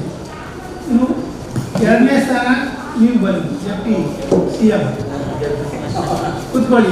ನೀವಿಬ್ರು ಇಲ್ಲೇ ಕೂತ್ಕೊಳ್ಳಿ ಮುಂದೆ. ಅಲ್ಲ, ಬಂದು ಕ್ಲಾಸ್ ಇಲ್ಲ. ಇಲ್ಲಿ ಮೊದಲನೇ ಸ್ಥಾನ CMಗೆ, ಎರಡನೇ ಸ್ಥಾನ ಡೆಪ್ಟಿ CM. ನೀವು ಕೂತ್ಕೊಳ್ಳಿ. ಇನ್ನು ನಿಮ್ಮ ಜವಾಬ್ದಾರಿಗಳು ಗೊತ್ತಿದೆ. ಸರ್ಕಾರ ನೀವೇ ನಡೆಸ್ತಾ ಇರೋದು. ಸರ್ಕಾರದ ಪರವಾಗಿ ವಿರೋಧ ಪಕ್ಷದವರು ಏನು ಕೇಳಿದ್ರು ಸಮಾಧಾನವಾಗಿ ಉತ್ತರ ಕೊಡಬೇಕು.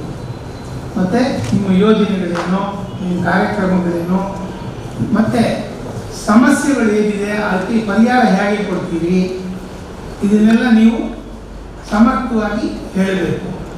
ನಿಮ್ಮ ಉತ್ತರ ಸಮಾಧಾನ ಆಗದೇ ಇದ್ದಾಗ ಆಡಳಿತ ಪಕ್ಷದವರು ಯಾರು ಬೇಕಾದ್ರೂ ಅದಕ್ಕೆ ಸಮರ್ಥವಾದ ಉತ್ತರ ಕೊಟ್ಟು ವಿರೋಧ ಪಕ್ಷದವರಿಗೆ ಸಮಾಧಾನ ಪಡಿಸ್ಬೇಕು. This is the democratic setup. ಈಗ ವಿರೋಧ ಪಕ್ಷ ನಾಯಕರಾಗಕ್ಕೆ ಇಚ್ಛೆ ಪಡೋರು ಬನ್ನಿ, ಇಲ್ಲಿ ನಿಂತ್ಕೊಳ್ಳಿ. Mysuru university law college 17 sir. Prithviraj ಯಾವ ಕಾಲೇಜಿಂದ? Government law college pass. ಹೇಳಿ. Sridev Manvi, Vivekananda law college. Manvi Vivekananda law college, Puttur. Next Trishul ಅಂತ JSS law college Mysuru. Serial number ಹೇಳಪ್ಪ sir. Serial number 10 sir. Trishul JSS law college. ಇದು ಒಬ್ಬೊಬ್ಬರೇ ಓಟ್ ಕೇಳಿ. ವಿರೋಧ ಪಾರ್ಟಿ ಅಧ್ಯಕ್ಷರ ಅಥವಾ ಮಿನಿಸ್ಟರ್ ಆಗೋಕ್ಕೆ ಹೆಡ್ ಆಗೋಕ್ಕೆ ನನಗೆ ಏನಕ್ಕೆ ಇಷ್ಟ ಅಂದರೆ, as a being in a democratic setup, current ಈಗ ರೂಲಿಂಗ್ ಪಾರ್ಟಿ ಅವ್ರಿಗೆ ಯಾವಾಗಲೂ ಆಪೋಸಿಷನ್ ಅಂದರೆ it should be a pressure for them. So it's really important that we get to know, we ask them questions. So in a democratic setup, we have to always look far higher than the ruling party, and we should put pressure on them so that they do the work for the state or the nation, and they can withhold the democratic setup in the country, and they can bring in laws which will be helpful for the whole state or the nation. So as I'm willing to be the head of the opposition party, by that I will be telling the ruling party that I am good for this whole job, and I will make sure that there is enough pressure on them that they will bring in laws which is good for the whole nation. Thank you, sir. ನಮಸ್ಕಾರ ಸ್ನೇಹಿತರೆ, ನಾನು ಪೃಥ್ವಿರಾಜ್ ಅಂತ ಹಾಸನ ಲಾ ಕಾಲೇಜಿಂದ ಬಂದಿದ್ದೇನೆ. ಯಾಕೆ ನಾನು ವಿರೋಧ ಪಕ್ಷದ ನಾಯಕನಾಗಿ ಆಯ್ಕೆ ಮಾಡ್ಕೊಂಡಿದ್ದೀನಿ ನನ್ನನ್ನು ನಾನು ಅಂದರೆ, ಪ್ರತಿಪಕ್ಷದ ನಾಯಕತ್ವ ಸಂಸದೀಯ ಸ್ಥಾನ ಮಟ್ಟದಲ್ಲಿ ತುಂಬಾ ಮುಖ್ಯವಾಗುತ್ತೆ. ಆಡಳಿತ ಪಕ್ಷದಲ್ಲಿ ಯಾರೋ ಎಲ್ಲೋ ಒಂದ್ ಕಡೆ ಸಾಮಾನ್ಯವಾಗಿ ತೀರಾ ಸಾಮಾನ್ಯವಾಗಿ ಒಂದೊಂದು ಲೋಪಗಳಿದ್ದೇ ಇರುತ್ತೆ. ಆ ಲೋಪಗಳನ್ನ ಎತ್ತಿ ಹಿಡಿದು ಸರ್ಕಾರವನ್ನ ಸಮರ್ಥ ರೀತಿಯಲ್ಲಿ ಈ ಜನತೆಯ ಎದುರಿಗೆ ಪ್ರಸ್ತುತಪಡಿಸಲಿಕ್ಕೆ ಆಡಳಿತ ಪಕ್ಷದ ವಿರೋಧವಾಗಿ ನಾವು ಪ್ರತಿಪಕ್ಷದ ನಾಯಕರಾಗಿ ಅದರ ಸಮರ್ಥತೆಯನ್ನ ಎತ್ತಿ ಹಿಡಿಯುವಂತಹ ಪ್ರಮುಖ ಪಾತ್ರವನ್ನ ಪ್ರತಿಪಕ್ಷದ ನಾಯಕರು ಅಂದ್ರೆ ವಿರೋಧ ಪಕ್ಷದ ನಾಯಕರು ಮಾಡಬೇಕಾಗಿರುತ್ತೆ. ಈ ದಿಸೆಯಲ್ಲಿ ನನ್ನನ್ನು ನಾನು ವಿರೋಧ ಪಕ್ಷದ ನಾಯಕರನ್ನಾಗಿ ಇಲ್ಲಿಗೆ ಬಂದು ಚುನಾಯಿತಕ್ಕೆ ನಿಂತಿದ್ದೇನೆ. ದಯವಿಟ್ಟು ನೀವೆಲ್ಲರೂ ಮತಗಳನ್ನ ನೀಡುವ ಮೂಲಕ ನನ್ನನ್ನು ಆಯ್ಕೆ ಮಾಡಬೇಕು ಅಂತ ಪ್ರೀತಿಪೂರ್ವಕವಾಗಿ ಕೋರ್ತೇನೆ. ಧನ್ಯವಾದ.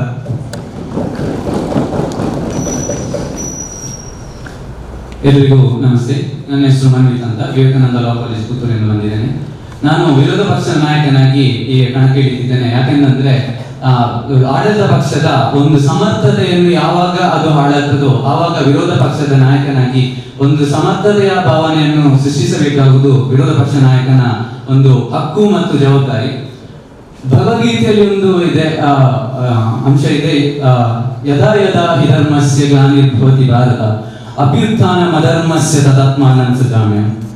ಈ ಶ್ಲೋಕವನ್ನು ಕೇಳಿದ್ರೆ ನಮಗೆ ಧರ್ಮ ಪಾಲನೆ ಎಲ್ಲೆಲ್ಲಿ ಆಗ್ತಿಲ್ಲೋ ಅಲ್ಲಿ ಅಧರ್ಮ ಹುಟ್ಟಿಕೊಳ್ತದೆ. ಅದಕ್ಕೆ ಬೇಕಾಗಿ ಅದನ್ನು ವಿರೋಧಿಸುವುದಕ್ಕೆ ಬೇಕಾಗಿ ನಾನು ಭಗವದ್ಗೀತೆ ಆಧಾರದ ಮೇಲೆ ಹೇಳುವುದನ್ನು ವಿರೋಧ ಪಕ್ಷವನ್ನು ನಾನು ವಿರೋಧವಾಗಿ ಅಂದ್ರೆ ಆಡಳಿತ ಪಕ್ಷದ ಯಾವಾಗ ಅಸಮರ್ಥ ಅಂತ ಹೇಳಿ ಅನಿಸಿಕೊಳ್ತದೋ ಆವಾಗ ಅದನ್ನು ಸಮರ್ಥವಾಗಿ ಅದರ ಕಾರ್ಯವನ್ನು ಮರುನೆನಪುಗೊಳಿಸಿ ಮತ್ತೆ ಅದನ್ನು ಕಾರ್ಯರೂಪಕ್ಕೆ ತಂದು ಸಮಾಜದ ಒಂದು ಉತ್ತುಂಗ ಸ್ಥಿತಿಯನ್ನು ನಾವು ಎಲ್ಲ ವಸುದೈವ ಕುಟುಂಬಕಂ ಎಂಬ ಮಾತಿನ ಮೂಲಕ ನಾವು ಅದನ್ನು ಹೇಳುವಂತಾದ್ರೆ ಅದನ್ನು ಉತ್ತಮ ರಾಜ್ಯವಾಗಿ ನಾವು ರೂಪಿಸಬೇಕು. ಮತ್ತು ಯಾವುದೇ ರೀತಿಯ ಕಲಾಗಳು ಮತ್ತು ಕಲಾಪಗಳನ್ನು ಅಂದ್ರೆ ಯಾವುದೇ ರೀತಿಯ ಅಸಭ್ಯತೆ ಈ ದೇಶಗಳಲ್ಲಿ ಹುಟ್ಟುಕೊಳ್ಬಾರ್ದು. ನಮ್ಮ ಭಾರತ ದೇಶ ಒಂದು ಅಥವಾ ನಮ್ಮ ಕರ್ನಾಟಕ ಈ ಭಾರತ ದೇಶವು ನಮ್ಮ ರಾಷ್ಟ್ರ ವಿಶ್ವಗುರುವಾಗಿ ನಿರ್ಮಿತವಾಗುತ್ತದೆ. ಅದಕ್ಕೆ ಬೇಕಾಗಿ ನಾನು ಈ ವಿರೋಧ ಪಕ್ಷದಲ್ಲಿ ಈ ಆಡಳಿತ ಪಕ್ಷದಲ್ಲಿ ಯಾವ ರೀತಿಯಾಗಿ ಕಾರ್ಯಗಳು ನಡೀತಿಲ್ಲೋ ಅದನ್ನು ನಾನು ವಿರೋಧಿಸಬೇಕು. ವಿರೋಧ ಪಕ್ಷ ನಾಯಕನಾಗಿ ಸ್ಪರ್ಧೆ ಕೇಳಿದ್ದೀನಿ. ಎಲ್ಲರೂ ನನಗೆ ದಯವಿಟ್ಟು ಊಟ ಮಾಡಬೇಕಾಗಿ ಕೇಳಿಕೊಳ್ತೀನಿ.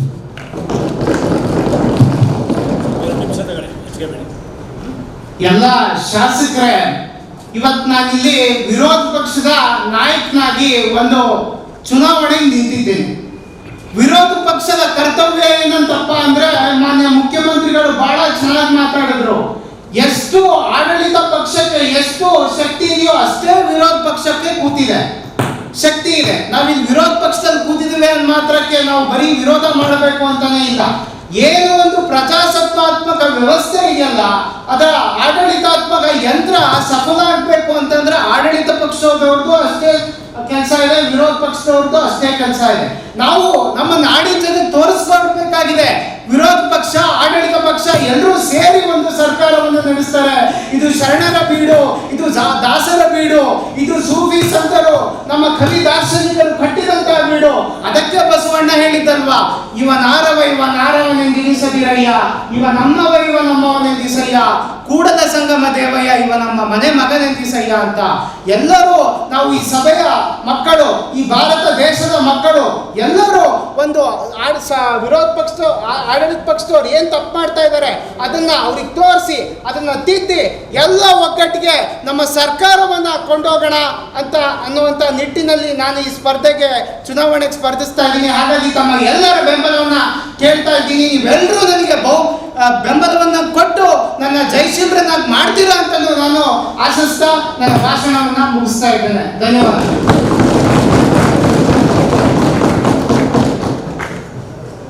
ಈಗ ಎಲ್ಲರ ಭಾಷಣ ಕೇಳಿದ್ದೀರಿ. ಮೊದಲನೇದಾಗಿ ಕ್ರಮ ಸಂಖ್ಯೆ 4 ವಿಘ್ನೇಶ್. ಇವರಿಗೆ ಎಷ್ಟು ಮತಗಳು ಹಾಕ್ತೀರಿ? ಕೈ ಎತ್ತುವ ಮೂಲಕ ಅವ್ರನ್ನ ವಿರೋಧ ಪಕ್ಷದ ನಾಯಕರಾಗಿ ಆಯ್ಕೆ ಮಾಡೋದು. ಸರ್ 3 ಮತಗಳು. ನೆಕ್ಸ್ಟ್ 17 ಕ್ರಮ ಸಂಖ್ಯೆ 17. ತಮ್ಮ ಹೆಸರು ಪೃಥ್ವಿರಾಜ್. ಇವರಿಗೆ ವಿರೋಧ ಪಕ್ಷದ ನಾಯಕ ಎಷ್ಟು ಮತಗಳು? ಕೈ ಎತ್ತಿ. ಕೈ ಎತ್ತಿ, ಪರವಾಗಿಲ್ಲ. 5.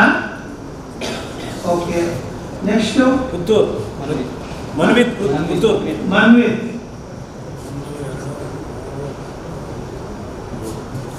S 7 sir. 7 ಮತಗಳು. 3, 5, 7. Next Kishore, JSS college.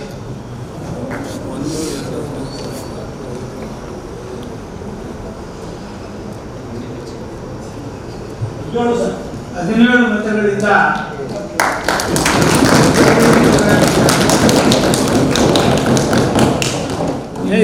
Sir 17 ಅಲ್ಲ ಸರ್, 17 ಅಲ್ಲ. ನೀವು ಎತ್ತಿದ್ರೆ ಕೈ ನೀವು ಸ್ಟಾಫ್ ಕೈ ಎತ್ತಬಾರ್ದು. 15 ಸರ್. 15. ಓಕೆ. ಹೆಚ್ಚು ಬಹುಮತಗಳಿಂದ ಕಿಶೋರ್ ಅವರು ವಿರೋಧ ಪಕ್ಷ ನಾಯಕರಾಗಿ ಆಗಿದ್ದಾರೆ. ಮೊದಲನೇ ಸೀಟಲ್ಲಿ ಕೂತ್ಕೊಳ್ಳಿ. ಮೊದಲನೇ ವಿರೋಧ ಪಕ್ಷದ ಉಪನಾಯಕರಾಗಿ ನೀವು ಕೂತ್ಕೊಳ್ಳಿ. ಇನ್ನು 5 ಅಂಕ ಪಡೆದ ಹಾಸನ್ ಅವರು 3ನೇ ಸ್ಥಾನದಲ್ಲಿ ಕೂತ್ಕೊಳ್ಳಿ. ಈಗ ವಿರೋಧ ಪಕ್ಷ ಆಯಿತು, ಆಡಳಿತ ಪಕ್ಷ ಆಯಿತು. ಈಗ ಮೊದಲನೇದಾಗಿ 1 ಗಂಟೆ ಕಾಲ ಪ್ರಶ್ನೋತ್ತರ ವೇಳೆ ಕಾರ್ಯಕ್ರಮ ನಡೆಯುತ್ತೆ. ಈಗ ನಾವು ಮಾದರಿ ವಿಧಾನಸಭೆಯ ಕಾರ್ಯಕ್ರಮ ಮಾಡ್ತಾ ಇದ್ವಿ. ವಿಧಾನಸಭೆಗೆ ಬರುವಂಥ ವಿಷಯಗಳನ್ನ ಮಾತ್ರ ಪ್ರಶ್ನೆ ರೂಪದಲ್ಲಿ ಕೇಳಬೇಕು. ಎಲ್ಲರೂ ಬ್ಯಾಡ್ಜಸ್ ಹಾಕೊಂಡಿದ್ದೀರಲ್ವಾ? ಯಾಕೆಂದರೆ ನಿಮ್ಮ ಬ್ಯಾಡ್ಜ್ ನೋಡಿ ಮಾರ್ಕ್ಸ್ ಕೊಡ್ತೀವಿ. ಬ್ಯಾಡ್ಜ್ ಕಾಣಲಿಲ್ಲ ಅಂದರೆ ಯು ವಿಲ್ ಲೂಸ್ ಮಾರ್ಕ್ಸ್. ನೀವು ಮಾತಾಡಿದ್ರು ಕೂಡ ನಿಮ್ಮ ಹೆಸರು ನಮ್ಗೆ ಗೊತ್ತಿರಲ್ಲ. ನಾವು ಬ್ಯಾಡ್ಜ್ ಸಂಖ್ಯೆ ನೋಡಿ ಮಾರ್ಕ್ಸ್ ಕೊಡ್ತೀವಿ. ಬ್ಯಾಡ್ಜ್ ಕಾಣುವಾಗ ಹಾಕ್ಕೊಳ್ಳಿ ಪ್ರತಿಯೊಬ್ಬರು. ಈಗ ನೀವು ವಿರೋಧ ಪಕ್ಷದವರು ಆಡಳಿತ ಪಕ್ಷಕ್ಕೆ ರಾಜ್ಯದ ಸಬ್ಜೆಕ್ಟ್ಸ್, ಎಜುಕೇಷನ್ ಇರ್ಬೋದು, ಫಾರೆಸ್ಟ್ ಇರ್ಬೋದು, ಮೈನಿಂಗ್ ಇರ್ಬೋದು, ರಸ್ತೆ ದುರಸ್ತಿ ಕಾರ್ಯಗಳು ಇರ್ಬೋದು, ಕುಡಿಯೋ ನೀರಿನ ವ್ಯವಸ್ಥೆ ಇರ್ಬೋದು, ಇದ್ರ ಮೇಲೆ ಆಡಳಿತ ಪಕ್ಷಕ್ಕೆ ಪ್ರಶ್ನೆಗಳು ಕೇಳಬೇಕು. ಇದಕ್ಕೆ ಮುಖ್ಯಮಂತ್ರಿಗಳು, ಉಪಮುಖ್ಯಮಂತ್ರಿಗಳು ಅಥವಾ ಆಡಳಿತ ಪಕ್ಷದವರು ಯಾರಾದರೂ ಏನು ಕಾರ್ಯಕ್ರಮ ಅಂದ್ಕೊಂಡಿದೆ, ಇದನ್ನು ಯಾವ ರೀತಿ ಆ ಒಂದು ಸಮಸ್ಯೆನ ಪರಿಹಾರ ಮಾಡಲಿಕ್ಕೆ ಸರ್ಕಾರ ಸಿದ್ಧ ಆಗಿದೆ, ಇದನ್ನು ನೀವು ಹೇಳಬೇಕು. ಆಡಳಿತ ಪಕ್ಷದವರು ಸಮರ್ಥನೆ ಮಾಡಿಕೊಡ್ಬೇಕು. ಈ ಕಾರ್ಯಕ್ರಮ ನಡೆಯುತ್ತೆ. ನಾವು ಒಂದು ಕಡೆಯಿಂದ ಅವಕಾಶ ಕೊಡ್ತಾ ಹೋಗ್ತೀನಿ. ಪ್ರತಿಯೊಬ್ಬರೂ ಒಂದೊಂದು ಪ್ರಶ್ನೆ, ಅದಕ್ಕೆ ಒಂದು ಕ್ಲಾರಿಫಿಕೇಟರಿ ಕೇಳಬೇಕು. ಒಂದು ಪ್ರಶ್ನೆ ಕೇಳ್ತೀರಾ, ಅದಕ್ಕೆ ಟ್ರೆಜರಿ ಬೆಂಚ್ ಉತ್ತರ ಕೊಡುತ್ತೆ. ಸಮಾಧಾನ ಆಗದೆ ಇದ್ದಾಗ ಕ್ಲಾರಿಫಿಕೇಶನ್ ಕೇಳ್ಬೋದು. ಆಮೇಲೆ ನೆಕ್ಸ್ಟ್ ಕ್ವಶನ್ಗೆ ಹೋಗ್ತೀವಿ. ಎಲ್ಲರಿಗೂ ಅವಕಾಶ ಕೊಡ್ತೀವಿ. ನಿಮ್ಮ ಪ್ರಶ್ನೆ but there should not be any repetition subject. ಇವ್ರು ಕೇಳಿದ ಪ್ರಶ್ನೆನೇ ನೀವು ಕೇಳಬಾರ್ದು. ಅದನ್ನು ಒಂದು ಗಮನದಲ್ಲಿ ಇಟ್ಕೊಳ್ಳಿ. ಬೇರೆ ಬೇರೆ ಪ್ರಶ್ನೆ ಕೇಳಿ. ಬೇರೆ ಬೇರೆ ವಿಷಯಗಳಿದೆ, ರಾಜ್ಯದ ವಿಷಯ, ಡಿಫೆನ್ಸು, ಫೈನಾನ್ಸು ಎಲ್ಲ ಕೇಳಬೇಡಿ. ಅದು ಪಾರ್ಲಿಮೆಂಟಲ್ಲಿ ಚರ್ಚೆ ಆಗುವಂಥ ವಿಚಾರಗಳು. ವಿಧಾನಸಭೆಯಲ್ಲಿ ಚರ್ಚೆ ಆಗುವಂಥ ವಿಚಾರಗಳನ್ನ ಪ್ರಶ್ನೆಗಳು ಬರ್ಕೊಳ್ಳಿ. 1-2-3 ಬರ್ಕೊಳ್ಳಿ. ಯಾರಾದರೂ ಅದಕ್ಕೆ ಈಗಾಗಲೇ ಕೇಳಿದ್ರೆ ಅದನ್ನು ಬಿಟ್ಟು ಬೇರೆದನ್ನು ಕೇಳಿ, ಅವಕಾಶ ಇದೆ. ನೀವು ಬರ್ಕೊಳ್ಳಿ. ನೀವು ಟ್ರೆಜರಿ ಬೆಂಚವರು ಅವ್ರು ಕೇಳಿದ ಪ್ರಶ್ನೆಗೆ ಸರ್ಕಾರ ಏನು ಕಾರ್ಯಕ್ರಮ ಅಂದ್ಕೊಂಡಿದೆ, ಯಾವ ರೀತಿ ಅದನ್ನು ಪರಿಹಾರ ಮಾಡ್ತೀರಾ ಸಮಸ್ಯೆನ, ಅದನ್ನು ನೀವು ಹೇಳಬೇಕು. ಇದಾದ ಮೇಲೆ ಪ್ರಶ್ನೋತ್ತರ ವೇಳೆ ಆದಮೇಲೆ ಒಂದು 0 ಅವರ್ ಅಂತ ಇರುತ್ತೆ. ಅಂದರೆ ಸರ್ಕಾರಿ ಕಾರ್ಯಕಲಾಪ ಪ್ರಾರಂಭ ಆಗೋಕ್ಕೆ ಮುಂಚೆ ಪ್ರಶ್ನೋತ್ತರ ಮುಗಿದ ಮೇಲೆ 0 ಅವರ್ ಅಂತ ಇರುತ್ತೆ. ಆಗ ಯಾವುದು ಬರ್ನಿಂಗ್ ಇಶ್ಯೂಸ್, ನಿನ್ನೆ ಸಂಜೆ ಸದನ ಮುಗಿದು ಇವತ್ತು ಬೆಳಗ್ಗೆ ಪ್ರಾರಂಭ ಆಗೋದ್ರೊಳಗೆ ಯಾವುದಾದ್ರೂ ಘಟನೆ, ದುರ್ಘಟನೆ ಏನೂ ನಡೆದಿದ್ರೆ ಸರ್ಕಾರ ಗಮನಕ್ಕೆ ತಂದು ಅದಕ್ಕೆ ಪರಿಹಾರ ಕೇಳುವಂಥ ಒಂದು ಅವಕಾಶ, ಅದನ್ನು 0 ಅವರ್ ಅಂತ ಕರಿತೀವಿ. ಆವಾಗ ಅಂಥ ಘಟನೆಗಳನ್ನ ಸರ್ಕಾರ ಗಮನಕ್ಕೆ ತೆಗೆದು ಇದಕ್ಕೇನು ಪರಿಹಾರ ಮಾಡ್ತೀರಾ ಅಂತ ಕೇಳಬೇಕು. ಇದಾದ ಮೇಲೆ ಪ್ರಶ್ನೋತ್ತರ ವೇಳೆ 0 ಅವರ್ ಆದಮೇಲೆ ಶಾಸನ ರಚನೆ, ವಿಧೇಯಕ ಮಂಡಿಸೋದು, ಬಿಲ್ ಪಾಸ್ ಮಾಡೋದು, ಇದು ಒಂದು ಕಾರ್ಯಕ್ರಮ. ಅದಕ್ಕೆ ನಿಮ್ಗೆ ಈಗಾಗಲೇ ಎಲ್ಲರಿಗೂ ಬಿಲ್ ಕಾಪಿ ಕೊಟ್ಟಿದ್ದಾರೆ, ಇಲ್ಲ ಕೊಡದೇ ಇದ್ರೆ ಕೊಡ್ತಾರೆ. ಅದನ್ನು ಓದ್ಕೊಳ್ಳಿ. ಆ ಬಿಲ್ಲನ್ನು ಆಡಳಿತ ಪಕ್ಷ ಮಂಡಿಸಬೇಕು, ಮತ್ತು ಇದನ್ನು ಪಾಸ್ ಮಾಡಿಕೊಡಿ ಅಂತ ನೀವು ಸದನ ಕೇಳಬೇಕು. ಇದು ಮಂಡಿಸಿದ ಮೇಲೆ ಅದಕ್ಕೆ ಬಹುಮತ ಇದೆಯಾ ಇಲ್ವಾ ವೋಟ್ ಹಾಕಿ ಅದನ್ನು ಪಾಸ್ ಮಾಡೋದು. ಇದು ಪ್ರೊಸೀಜರ್, ಪಾರ್ಲಿಮೆಂಟ್ ಪ್ರೊಸೀಜರಲ್ಲಿ ಹೌ ಲಾಸ್ ಆರ್ ಮೇಡ್. ವಿಧಾನಸಭೆಯಲ್ಲಿ ಶಾಸನ ರಚನೆ ಮಾಡೋದೇ ಮುಖ್ಯವಾದ ಕರ್ತವ್ಯ. ಹೇಗೆ ಶಾಸನ ರಚನೆ ಮಾಡ್ತಾರೆ, ಯಾವ ರೀತಿ ವಿರೋಧ ಪಕ್ಷದವರು ಮನವೊಲಿಸಿ ಇಂಥ ಕಾನೂನನ್ನ ಜಾರಿಗೆ ತಂದರೆ ಇದು ರಾಜ್ಯಕ್ಕೆ ಒಳ್ಳೆಯದು, ಅದನ್ನು ಕನ್ವಿನ್ಸ್ ಮಾಡಿ ನೀವು ಮತ ಯಾಚಿಸಿ ಅದನ್ನು ಬಿಲ್ ಪಾಸ್ ಮಾಡ್ಕೋಬೇಕು ಮೆಜಾರಿಟಿ. ಗೊತ್ತಾಗ್ತಾ ಇದೆಯಾ? ಇದಿಷ್ಟು ಕಾರ್ಯಕ್ರಮ. ಈ ಕಾಂಟ್ರವರ್ಸಿಯಲ್ ಸಬ್ಜೆಕ್ಟ್ಗಳು ದಯವಿಟ್ಟು ಮಾತಾಡಬೇಕು. ಹಿಜಾಬ್ ಆಗಲಿ ಗುಟ್ಕಾ ಆಗಲಿ ಮಾತಾಡಬೇಕು. ಯಾವುದು ನಾನ್ ಕಾಂಟ್ರವರ್ಸಿಯಲ್ ಇದೆ ಅಂಥವು ಮಾತಾಡಿ, ಪ್ರಶ್ನೆಗಳು ಕೇಳುವಾಗಲೂ ಅಷ್ಟೇ ನಾನ್ ಕಾಂಟ್ರವರ್ಸಿಯಲ್ ವಿಚಾರಗಳು ಮಾತಾಡಿ, ಆಯಿತಾ? ಮತ್ತು ಒಂದು ಹೆಲ್ತಿ ಅಟ್ಮಾಸ್ಫಿಯರ್ ಇರಬೇಕು, ಕಲೆಕ್ಟಿವ್ ಡಿಸಿಷನ್ಸ್ ಆಗಬೇಕು. ಆ ದೃಷ್ಟಿಯಿಂದ ಈ ಮಾದರಿ ವಿಧಾನಸಭೆ. ಈಗ ಪ್ರಶ್ನೆಗಳು ಬರ್ಕೊಂಡಿದ್ದೀರಾ, ಇನ್ನು 5 ನಿಮಿಷ ಕಾಲಾವಕಾಶ ಕೊಡ್ತೀನಿ. ಅಷ್ಟೊತ್ತಿಗೆ ಸ್ಪೀಕರ್ಗೆ ತಯಾರಿ ಮಾಡ್ತೀನಿ. ಅಷ್ಟೊಳಗೆ ನೀವು ರೆಡಿ ಆಗಲಿ, ಕಾರ್ಯಕಲಾಪ ಪ್ರಾರಂಭಿಸೋಣ. 5 ನಿಮಿಷ ನಿಮಗೆ ಕಾಲಾವಕಾಶ. ಈಗ ವಿದ್ಯಾರ್ಥಿಗಳ ಮಾಹಿತಿ ಮತ್ತು ಸಚಿವ ಸಂಪುಟದ ರಚನೆಯಾಗಿದೆ. ಮುಂದಿನ ಘಟ್ಟ ಬಂದು ಮಾದರಿ ವಿಧಾನಸಭಾ ಅಧಿವೇಶನ ಕಲಾಪದ ಪ್ರದರ್ಶನ 11 ಗಂಟೆಯಿಂದ 1:30ವರೆಗೆ ತಮಗೆ ಗೊತ್ತಿರುವ ಹಾಗೆ. ಇದು ಹೇಗೆ ನಡೀತದೆ ಅಂತ ಹೇಳಿದ್ರೆ, ಮೊದಲನೇದಾಗಿ ಸಭಾಧ್ಯಕ್ಷರ ಆಗಮನ. ತಮಗೆಲ್ಲ ಗೊತ್ತಿರುವ ಹಾಗೆ ಎಲ್ಲ ಸದಸ್ಯರು ಎದ್ದು ನಿಂತು ಗೌರವವನ್ನು ಸೂಚಿಸಬೇಕು. ಅದಾದ ನಂತರ ಸಂತಾಪ ಸೂಚನೆ ನಡೀತದೆ.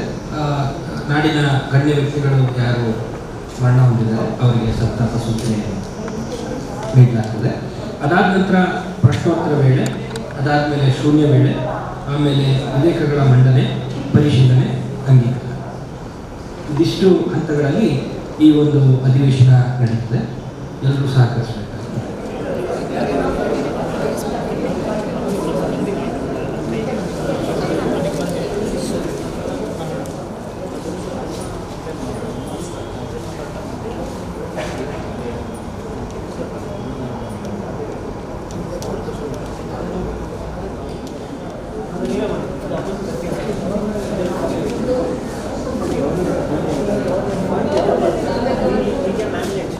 ಕಾರ್ಯಕಲಾಪ ಪ್ರಾರಂಭ ಆಗ್ತದೆ. ಎಲ್ಲ ಕೂತೀರಿ. ಈಗ ಸ್ಪೀಕರ್ ಬರ್ತಾರೆ. ಸ್ಪೀಕರ್ ಬಂದಾಗ ತಾವೆಲ್ಲ ಎದ್ದು ನಿಂತು ಅವ್ರನ್ನ ಬರಮಾಡ್ಕೋಬೇಕು. ಆಮೇಲೆ ನಿಮ್ಮ ಆಸನದಲ್ಲಿ ಕುತ್ಕೋಬೇಕು. ಕಾರ್ಯಕ್ರಮ ಪ್ರಾರಂಭ ಮಾಡಬೇಕು. ನೀವು ಎಷ್ಟು ಜಾಣತನ ಮಾತಾಡ್ತೀರಾ, ಎಷ್ಟು ಸಮರ್ಪಕವಾಗಿ ಮಾತಾಡ್ತೀರಾ, ಅದ್ರ ಮೇಲೆ ನಿಮಗೆ ಅಂಕಗಳನ್ನ ಕೊಡ್ತೀವಿ. ಕಿರ್ಚಾಡಿ ಕೂಗಾಡಬಾರ್ದು, ಧರಣಿ ಮಾಡಬಾರ್ದು. ಈ ಸಂಯಮದಿಂದ ವರ್ತಿಸಿದ್ರೆ ನಿಮಗೆ ಅಂಕಗಳನ್ನ ನಿಮ್ಮ ಬ್ಯಾಗ್ನಲ್ಲಿರೋ ನಂಬರ್ ನೋಡಿ ಕೊಡ್ತೀವಿ. ನಂಬರ್ ಕಾಣಲಿಲ್ಲ ಅಂದರೆ ಮಾರ್ಕ್ಸ್ ಕೊಲ್ಲ ಮಾತಾಡಿರೋದು. ಸೊ ಎಲ್ಲ ರೆಡಿ ಇದ್ದೀರಲ್ಲ? ಸ್ಪೀಕರ್ ಬರ್ಬೋದಲ್ಲ? ಎಲ್ಲ ಮೊಬೈಲ್ ಫೋನ್ ಆಫ್ ಮಾಡ್ಕೊಳ್ಳಿ. ಮೊಬೈಲ್ ಫೋನ್ ಎಲ್ಲ ಆಫ್ ಮಾಡ್ಕೊಳ್ಳಿ. ದಯವಿಟ್ಟು ಕುಳಿತುಕೊಳ್ಳಿ. ಸರ್,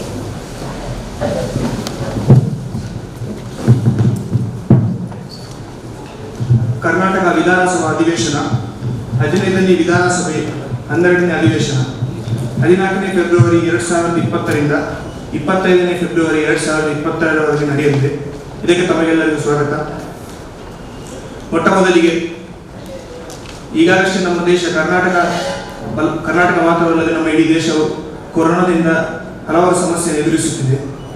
ಇಂತಹ ಸಂದರ್ಭದಲ್ಲಿ ನಮ್ಮ ದೇಶದಲ್ಲಿ ಕೆಲವೊಂದು ಫೇಮಸ್ ಪರ್ಸನಾಲಿಟಿಗಳು ಅಥವಾ ನಾವು ತಿಳಿದುಕೊಳ್ಳಬೇಕಾದ ಕೆಲವೊಂದು ವ್ಯಕ್ತಿಗಳು ತೀರಿಕೊಂಡಿದ್ದಾರೆ. ಇವರಿಗೆ ನಾನು ಸಂತಾಪ, ವೈಯಕ್ತಿಕವಾಗಿ ಅಲ್ಲದೆ ಸಭೆಯಿಂದ ಕೂಡ ಸಂತಾಪವನ್ನು ಸೂಚಿಸುವ ಒಂದು ಪ್ರಯತ್ನ ಮಾಡ್ತಾ ಇದ್ದೇನೆ. ಮೊಟ್ಟ ಮೊದಲಿಗೆ ನಾಡೋಜ ಚೆನ್ನವೀರ ಕಣವಿಯವರು, ಕರ್ನಾಟಕವರು ಕಂಡಂತಹ ಅತ್ಯುತ್ತಮವಾದಂತಹ ಒಬ್ಬರು ಕವಿಯವರು. ಮೊನ್ನೆ 16 ಫೆಬ್ರವರಿ 2022ರಂದು ತೀರಿಕೊಂಡರು. ರಾಜ್ಯೋತ್ಸವ ಪ್ರಶಸ್ತಿ, ಪಂಪ ಪ್ರಶಸ್ತಿ, ನೃಪತುಂಗ ಪ್ರಶಸ್ತಿ ಮುಂತಾದ ಪ್ರಶಸ್ತಿಗಳನ್ನು ಗಳಿಸಿಕೊಂಡ ಚೆನ್ನವೀರ ಕಣವಿಯವರು ಮಧುಚಂದ್ರ, ಜೀನಿಯಾ, ಸಮಗ್ರ ಕಾವ್ಯ ಮುಂತಾದ ಅತ್ಯುತ್ತಮವಾದಂತಹ ಕೃತಿಗಳನ್ನು ರಚಿಸಿ ಕನ್ನಡ ಭಾಷೆಗೆ ಅತ್ಯುತ್ತಮವಾದ ಕೊಡುಗೆಯನ್ನು ನೀಡಿದ್ದಾರೆ. ಇವರು ತೀರಿಕೊಂಡಂತಹ ಈ ಸಂದರ್ಭದಲ್ಲಿ ಇವರ ಮನೆಯವರಿಗೆ ನಾವು ಸಂತಾಪವನ್ನು ವ್ಯಕ್ತ ಮಾಡ್ತಾ ಇದ್ದೇವೆ. ಅದೇ ರೀತಿ ಕರ್ನಾಟಕ ಮಾತ್ರ ಅಲ್ಲ, ಇಡೀ ದೇಶವೇ ಕಂಡಂತಹ ಅತ್ಯುತ್ತಮವಾದಂತಹ ಒಬ್ಬ ಚಲನಚಿತ್ರ ನಟಗಾರ ಪುನೀತ್ ರಾಜ್ಕುಮಾರ್ ಅವರು. ಅವರ ತಂದೆಯಾದ ಡಾಕ್ಟರ್ ರಾಜ್ಕುಮಾರ್ ಅವರದೇ ಫುಡ್ ಸ್ಟೆಪ್ ಅಲ್ಲಿ ಅಥವಾ ಅವರು ತಂದೆಯವರು ನಡೆದುಕೊಂಡು ಬಂದಂತಹ ಅದೇ ಹಾದಿಯಲ್ಲಿ ಬಂದವರು ಅತ್ಯುತ್ತಮವಾದಂತಹ ಒಬ್ಬರು ಚಲನಚಿತ್ರ ನಟನೆಗಾರರು. ಇವರು ತೀರಿಕೊಂಡಂತಹ ಸಂದರ್ಭದಲ್ಲಿ ಕೇವಲ ಕರ್ನಾಟಕ ಮಾತ್ರವಲ್ಲ, ಇಡೀ ದೇಶವೇ ಸಂತಾಪವನ್ನು ವ್ಯಕ್ತಪಡಿತು. ಇಡೀ ದೇಶವೇ ಒಂದು ರೀತಿ ದುಃಖದ ಕಾರ್ಮೋಡದಲ್ಲೇ ಮುಳುಗಿ ಹೋಯಿತು. ದ ಹಿಂದೂ ಇಡೀ ಭಾರತದ ಒಂದು ರೀತಿ ಒಪಿನಿಯನ್ ಅನ್ನು ರಿಫ್ಲೆಕ್ಟ್ ಮಾಡುವಂತಹ ನ್ಯೂಸ್ ಪೇಪರ್ ಇವರು ತೀರಿಕೊಂಡಂತಹ ಸಂದರ್ಭದಲ್ಲಿ for Puneeth Rajkumar this was no time to die ಅಂತ ಒಂದು ಸ್ಟೇಟ್ಮೆಂಟ್ ಅನ್ನು ಅವರ ನ್ಯೂಸ್ ಪೇಪರ್ ಹಾಕ್ತಾರೆ. ಈ ದುಃಖದ ಸಂದರ್ಭದಲ್ಲಿ ನಾವು ಪುನೀತ್ ರಾಜ್ಕುಮಾರ್ ಅವರ ಮನೆಯವರಿಗೂ ಕೂಡ ಸಂತಾಪವನ್ನು ವ್ಯಕ್ತ ಮಾಡ್ತಾ ಇದ್ದೇವೆ. ಅದೇ ರೀತಿ ಭಾರತವು ಕಂಡಂತಹ ಅತ್ಯುತ್ತಮವಾದಂತಹ ಒಬ್ಬರ ಗಾಯಕಿ ಲತಾ ಮಂಗೇಶ್ಕರ್ ಅವರು ಕೂಡ ಸದ್ಯದಲ್ಲೇ ತೀರ್ಕೊಂಡ್ರು. ಇದು ಕೇವಲ ಒಬ್ಬ ಸಭಾಧ್ಯಕ್ಷನಾಗಿ ಮಾತ್ರ ಅಲ್ಲ, ವೈಯಕ್ತಿಕವಾಗಿ ಕೂಡ ನನಗೆ ತುಂಬಾ ನೋವು ಮಾಡಿದೆ. ಸಾಧಾರಣ ಎಲ್ಲರೂ ಕೂಡ ಲತಾ ಮಂಗೇಶ್ಕರ್ ಅವರ ಹೆಸರು ಕೇಳಿರಬಹುದು, ಅವರ ಹಾಡುವಂತಹ ಗೀತೆಗಳನ್ನು ಕೇಳಿರಬಹುದು. ಇಲ್ಲದಿದ್ದರೆ ನಿಮ್ಮ ತಂದೆ ತಾಯಿಗಳು ಅಥವಾ ಹಿರಿಯರಾದರೂ ಅವರ ಹೆಸರನ್ನು ಪ್ರಸ್ತಾಪನೆ ಮಾಡುವುದನ್ನು ಕೇಳಿರಬಹುದು. ಅಂತಹ ಅತ್ಯುದ್ಭುತವಾದಂತಹ ಸ್ವರ ಹೊಂದಿದ್ದ ಒಬ್ಬರು ಗಾಯಕಿಯವರಾಗಿದ್ದರು. ಅವರಿಗೂ ಕೂಡ ನಾವು, ಅವರ ಮನೆಯವರಿಗೂ ಕೂಡ ನಾವು ಈ ಒಂದು ಸಮಯದಲ್ಲಿ ಸಂತಾಪವನ್ನು ವ್ಯಕ್ತ ಮಾಡ್ತಾ ಇದ್ದೇವೆ. ಇನ್ನು ಮಾನ್ಯ ಮುಖ್ಯಮಂತ್ರಿಗಳು ಸಂತಾಪ ವ್ಯಕ್ತ ಮಾಡುವುದಿದ್ರೆ ಮಾಡಬಹುದು.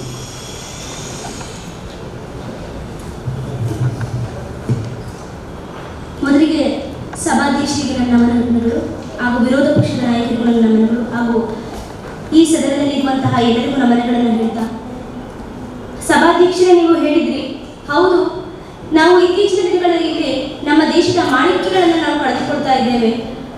ಬಹುಶಃ ನಮಗೆ ಪುನೀತ್ ರಾಜ್ಕುಮಾರ್ ಅವರನ್ನ ಕಳೆದುಕೊಂಡಿರಬಹುದು, ಲತಾ ಮಂಗೇಶ್ವರ್ ಅವರನ್ನ ಕಳೆದುಕೊಂಡಿರಬಹುದು ಹಾಗೂ ಇನ್ನಿತರರನ್ನ ಕಳೆದುಕೊಂಡಾಗ ಬಹಳಷ್ಟು ನೋವಾಗಿದೆ. ಅದರ ಪರವಾಗಿ ನಾವು ಬಹಳಷ್ಟು ನೊಂದಿದ್ದೇವೆ ಕೂಡ. ಆ ಸಂದರ್ಭದಲ್ಲಿ ನಾವು ಅಲ್ಲೇ ಕೂಡ ಇದ್ವಿ.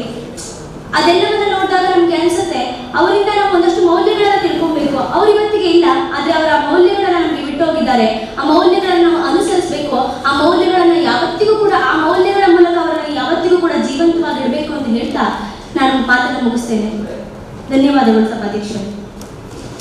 ಅದೇ ರೀತಿ ವಿರೋಧ ಪಕ್ಷದ ನಾಯಕರು ಸಂತಾಪ ಸೂಚಿಸಬಹುದು. ಮಾನ್ಯ ಸಭಾಧ್ಯಕ್ಷ, ನಮ್ಮ ದೇಶ ಇವತ್ತಿನ ದಿನ ಹಲವಾರು ಮಾಣಿಕ್ಯಗಳನ್ನ ಕಳ್ಕೊಂಡಿದೆ, ಹಲವಾರು ಗಣ್ಯ ವ್ಯಕ್ತಿಗಳನ್ನ ಕಳ್ಕೊಂಡಿರುವಂತಹ ನೋವನ್ನು ನಾವಿದ್ದೇವೆ. ತಾವು ಪ್ರಸ್ತಾಪಿಸಿದಂತೆ ಲತಾ ಮಂಗೇಶ್ಕರ್ ಅವರು ಅತ್ಯುನ್ನತ ಗಾಯಕಿಯಾಗಿದೆ. ಅವರ ಗಾಯನ ಕೇಳ್ತಾ ಇದ್ರೆ ಏನೋ ಒಂಥರ ಮನ ಮಿಡಿತಾ ಇತ್ತು. ಅಂತ ಉನ್ನತ ಗಾಯಕಿಯನ್ನ ನಾವು ಕಳ್ಕೊಂಡಿದ್ವಿ. ಪದ್ಮ ಪ್ರಶಸ್ತಿ ಕೂಡ ಬಂದಿತ್ತು ಅವರಿಗೆ.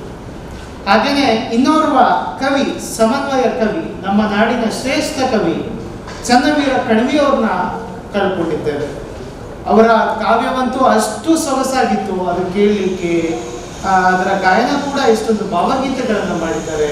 ಅಷ್ಟು ಸೊಗಸಾದಂತಹ ಕವಿ ನಮಗೆಲ್ಲ ಮಾರ್ಗದರ್ಶನ ನೀಡ್ತಾ ಇದ್ದಾರೆ. ಹೋದಂತಹ ಸಂದರ್ಭದಲ್ಲಿ ಹೀಗೀಗೆ ಮಾಡಿ, ಹೀಗೆ ಸರ್ಕಾರಗಳು ಯಾವ ರೀತಿ ಪರಿಸ್ಥಿತಿ ಬದಲಾವಣೆ ಆಗಿದೆ ಅಂತ ಅತ್ಯಂತ ಅನಾರೋಗ್ಯದಿಂದ ತಿಳ್ಕೊಂಡಿದ್ದಾರೆ. ಹಾಗೇನೆ ನಮ್ಮ ಅಪ್ಪು ಪುನೀತ್ ರಾಜ್ಕುಮಾರ್ ಅವರು ಅತ್ಯಂತ ಒಳ್ಳೆಯ ಕೆಲಸಗಳನ್ನ ಮಾಡ್ತಾ ನಮ್ಮೆಲ್ಲರಿಗೂ ಪ್ರೇರಣೆಯಾಗಿ ಚಲನಚಿತ್ರ ಮಾತ್ರವಲ್ಲದೆ ಎಲ್ಲ ಸಮಾಜಮುಖಿ ಕೆಲಸಗಳಲ್ಲಿ ಭಾಗಿಯಾಗಿದ್ರು. ಅವರು ಕೂಡ ಶ್ರದ್ಧಾಂಜಲಿಯನ್ನ ಸಲ್ಲಿಸ್ತಾ ಇದ್ದೇನೆ. ಹಾಗೇನೆ ಇವತ್ತು ಇನ್ನೋರ್ವ ಮಹಾನ್ ನಟ ರಾಜೇಶ್ ಅವರನ್ನ ನಾವು ಕಳ್ಕೊಂಡಿದ್ದೇವೆ. ಅವರು ನಟ ಕಲಾವಿದ, ನಟ ಸಾರ್ವಭೌಮ, ಹೀಗೇನೆ ಹಲವಾರು ಬಿರುದಾವಳಿಯನ್ನ ಪಡ್ಕೊಂಡಿದ್ರು. ಇವರೆಲ್ಲರ ಆತ್ಮಕ್ಕೆ ಆ ಭಗವಂತ ಶಾಂತಿಯನ್ನ ದೊರಕಿಸ್ಕೊಡ್ಲಿ. ಹಾಗೇನೆ ಅವರ ಕುಟುಂಬದವ್ರಿಗೆ, ಅವರ ಅಭಿಮಾನಿಗಳಿಗೆ ದುಃಖವನ್ನು ಭರಿಸುವಂತ ಶಕ್ತಿಯನ್ನ ಕೊಡ್ಲಿ ಅಂತ ನಾನು ಪ್ರಾರ್ಥಿಸ್ತಾ ಇದ್ದೇನೆ. ಬೇರೆ ಯಾರಾದರೂ ಸದಸ್ಯರು ಸಂತಾಪ ವ್ಯಕ್ತಪಡಿಸಲು ಇಚ್ಛಿಸುವುದಾದರೆ? ಮಾನ್ಯ ಸಭಾಧ್ಯಕ್ಷರೇ ಹಾಗೂ ಮುಖ್ಯಮಂತ್ರಿಗಳೇ ಮತ್ತು ವಿರೋಧ ಪಕ್ಷದ ನಾಯಕ, ನಮ್ಮ ನಾಡಿನಲ್ಲಿ ಇತ್ತೀಚಿನ ದಿನಗಳಲ್ಲಿ 2 ವರ್ಷಗಳಿಂದ ಏನೋ ಕರಾಳತೆ ತುಂಬಿದೆ ಅಂತ ನಾವಾದರೂ ಭಾವಿಸ್ಬೋದು. ಅದೇನಾಯ್ತು ಅನ್ನೋ ಗೊತ್ತಿಲ್ಲ, ದೇವರ ದುರ್ದೈವವೋ ಅಥವಾ ನಮ್ಮ ದುರ್ದೈವವೋ ಗೊತ್ತಿಲ್ಲ. ಬಹುಶಃ ನಾವೆಲ್ಲರೂ ಅಂದ್ಕೊಳ್ತೀವಿ, ಒಂದು ಒಳ್ಳೆಯ ಹೂವಿಂದಾನೆ ಒಂದು ಒಳ್ಳೆಯ ಹೂವನ್ನ ಕಿತ್ಕೋತೀವಿ. ಅದೇ ದೃಷ್ಟಿಯಲ್ಲಿ ನಮ್ಮ ಪುನೀತ್ ರಾಜ್ಕುಮಾರ್ ಆಗಿರ್ಬೋದು, ಲತಾ ಮಂಗೇಶ್ಕರ್ ಅವರಾಗಿರ್ಬೋದು, ಅಥವಾ ನಮ್ಮ ಚನ್ನವೀರ್ ಕಣವಿ, ಒಂದು ಸುಮಧುರವಾದಂತಹ ಘಮ ಅವರಿಂದ ಬರುವಂತದ್ದು, ಸಾಹಿತ್ಯದ ಘಮ ಅದರಿಂದ ಬರುತ್ತೆ. ಚನ್ನವೀರ್ ಕಣವಿ ಅವರು ತಮ್ಮ ಸಾಹಿತ್ಯದಲ್ಲಿ ಒಂದ್ ಕಡೆ ಹೇಳ್ತಾರೆ, ಒಂದಿರುಳು ಕನಸಿನಲ್ಲಿ ಹೀಗೆ ತಮ್ಮ ಸಾಹಿತ್ಯದಲ್ಲಿ ಬರಿತಾ ಹೋಗ್ತಾರೆ. ಹೀಗೆ ಲತಾ ಮಂಗೇಶ್ಕರ್ ಅವರ ಗಾಯನ ಆಗ್ಲಿ ಅಥವಾ ಅವರು ನಮ್ಮ ಕನ್ನಡ ನಾಡಿಗೆ, ಕನ್ನಡ ಸಂಗೀತ ಲೋಕಕ್ಕೆ ಕೊಟ್ಟಿರುವಂತಹ ಅವರ ಗಾಯನದ ಶ್ರೇಷ್ಠತೆಯನ್ನು ನಾವು ಕಳೆದುಕೊಳ್ತೀವಿ. ಇದ್ರ ಜೊತೆಗೆ ತೀರಾ ಅನಿರೀಕ್ಷಿತವಾಗಿ ನಾವು ಪುನೀತ್ ರಾಜ್ಕುಮಾರ್ ಅವರನ್ನ ಕಳೆದುಕೊಳ್ಬೇಕಾದಂತಹ ದುಸ್ಸಂಗತಿ ನಮಗೂ ಒದಗಿ ಬರುತ್ತೆ. ಅದು ಏನಾಯ್ತು ಅನ್ನೋ ಗೊತ್ತಿಲ್ಲ, ವಿಧಿಯನ್ನು ಶಪಿಸ್ಬೇಕು ಅಥವಾ ನಮ್ಮನ್ನೇ ನಾವು ಶಪಿಸ್ಕೋಬೇಕು, ಇಂಥ ಒಳ್ಳೆಯ ವ್ಯಕ್ತಿತ್ವವನ್ನ ನಮ್ಮಿಂದ ದೂರವಾಯ್ತಲ್ಲ ಅನ್ನೋ ಖೇದ ನಮ್ಮನ್ನ ಕಾಡ್ತಾ ಇದೆ. ಈ ಎಲ್ಲ ಮಹನೀಯರಿಗೆ ಹಾಗೂ ನಮಗಾಗಿ ರಾಷ್ಟ್ರದಲ್ಲಿ ಕಾಯ್ತಿರುವಂತಹ ಯೋಧ ಮಹನೀಯರು ಕಾರಣಾಂತರಗಳಿಂದ ಯುದ್ಧದ ಸಮಯದಲ್ಲಿ ತೀರ್ಕೊಂಡಿರ್ತಾರೆ. ಅವರೆಲ್ಲ ಮಹನೀಯರನ್ನ ಇಲ್ಲಿ ಸ್ಮರಿಸ್ಕೊಳ್ತಾ ಅವರ ಕುಟುಂಬಕ್ಕೆ ಹಾಗೂ ಅವರ ಅಭಿಮಾನಿಗಳಿಗೆ ಧೈರ್ಯವನ್ನ ತಂದುಕೊಳ್ಳಿಕ್ಕೆ ಅಂತ ಬೇಡಿಕೊಳ್ತಾ, ಸಭಾಧ್ಯಕ್ಷರೇ, ನಿಮ್ಮ ನಿರ್ಣಯವನ್ನ ನಾನು ಎತ್ತಿ ಹಿಡಿತೇನೆ. ಧನ್ಯವಾದಗಳು. ಈಗ ತೀರಿಕೊಂಡಂತಹ ಎಲ್ಲ ಗಣ್ಯರು ಮತ್ತು ಮಹಾನ್ ವ್ಯಕ್ತಿಗಳು, ಅವರ ಮನೆಯವರಿಗೆ ಸಂತಾಪವನ್ನು ಸೂಚಿಸ್ತಾ ಇದ್ದೇವೆ. ಕೇವಲ ನಮ್ಮ ಪರವಾಗಿಲ್ಲ, ಇಡೀ ಸಭೆ ಪರವಾಗಿ ಅವರ ಮನೆಯವರಿಗೆ ಈ ಕಷ್ಟದ ಸಮಯದಲ್ಲಿ ಸಂತಾಪವನ್ನು ವ್ಯಕ್ತ ಮಾಡ್ತಾ ಇದ್ದೇವೆ. ಈಗ ಪ್ರಶ್ನೋತ್ತರ ವೇಳೆ ಸಭೆಯಲ್ಲಿ ಮೊದಲಿಗೆ ವಿರೋಧ ಪಕ್ಷದಿಂದ ಪ್ರಶ್ನೆ ಬರುವುದು ಉತ್ತಮ.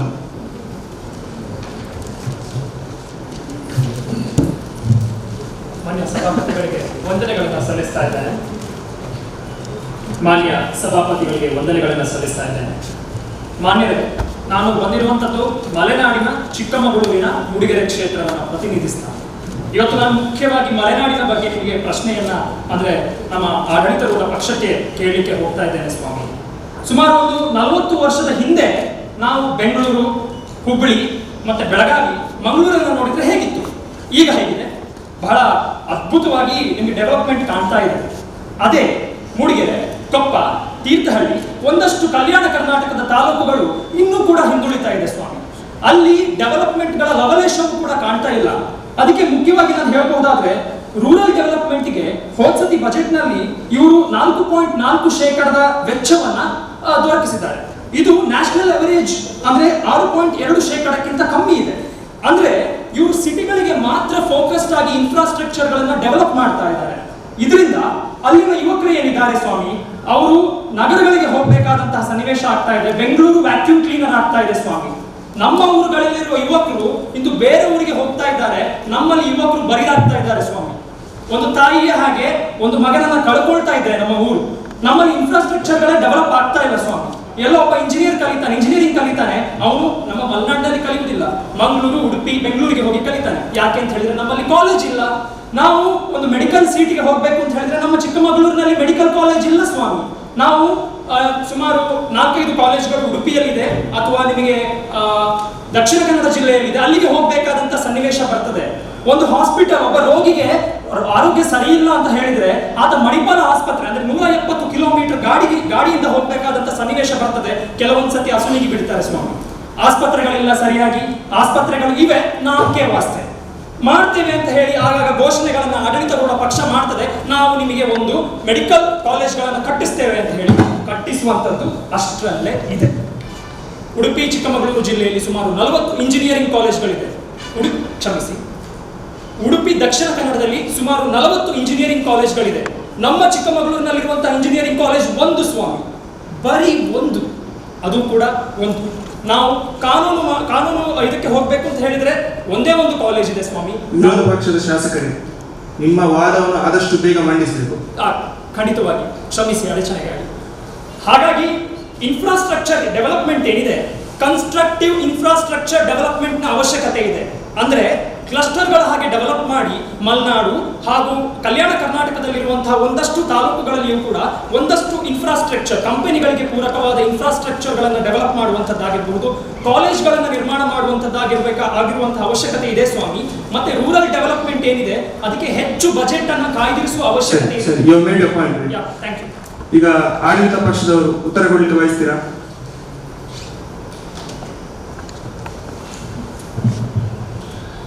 ಮಾನ್ಯ ಸಭಾಧ್ಯಕ್ಷರೇ, ವಿರೋಧ ಪಕ್ಷದ ಶಾಸಕರು ಅಲ್ಲಿ ತಮ್ಮ ಕ್ಷೇತ್ರಕ್ಕೆ ವೈದ್ಯಕೀಯ ಕಾಲೇಜು ಹಾಗೂ ಇಂಜಿನಿಯರಿಂಗ್ ಕಾಲೇಜುಗಳು ಮತ್ತು ಆಸ್ಪತ್ರೆಗೆ ಸಂಬಂಧಿಸಿದಂಥ ಸಮಸ್ಯೆಗಳು ಹೇಳಿದರು. ಅದರ ಸಂಪೂರ್ಣ ವರದಿ ಅಂದರೆ ಅಲ್ಲಿ ಎಷ್ಟು ವಿದ್ಯಾರ್ಥಿಗಳಿದ್ದಾರೆ, ಎಷ್ಟು ವಿದ್ಯಾರ್ಥಿಗಳಿಗೆ ಸೀಟ್ ಸಿಗ್ತಾ ಇಲ್ಲ,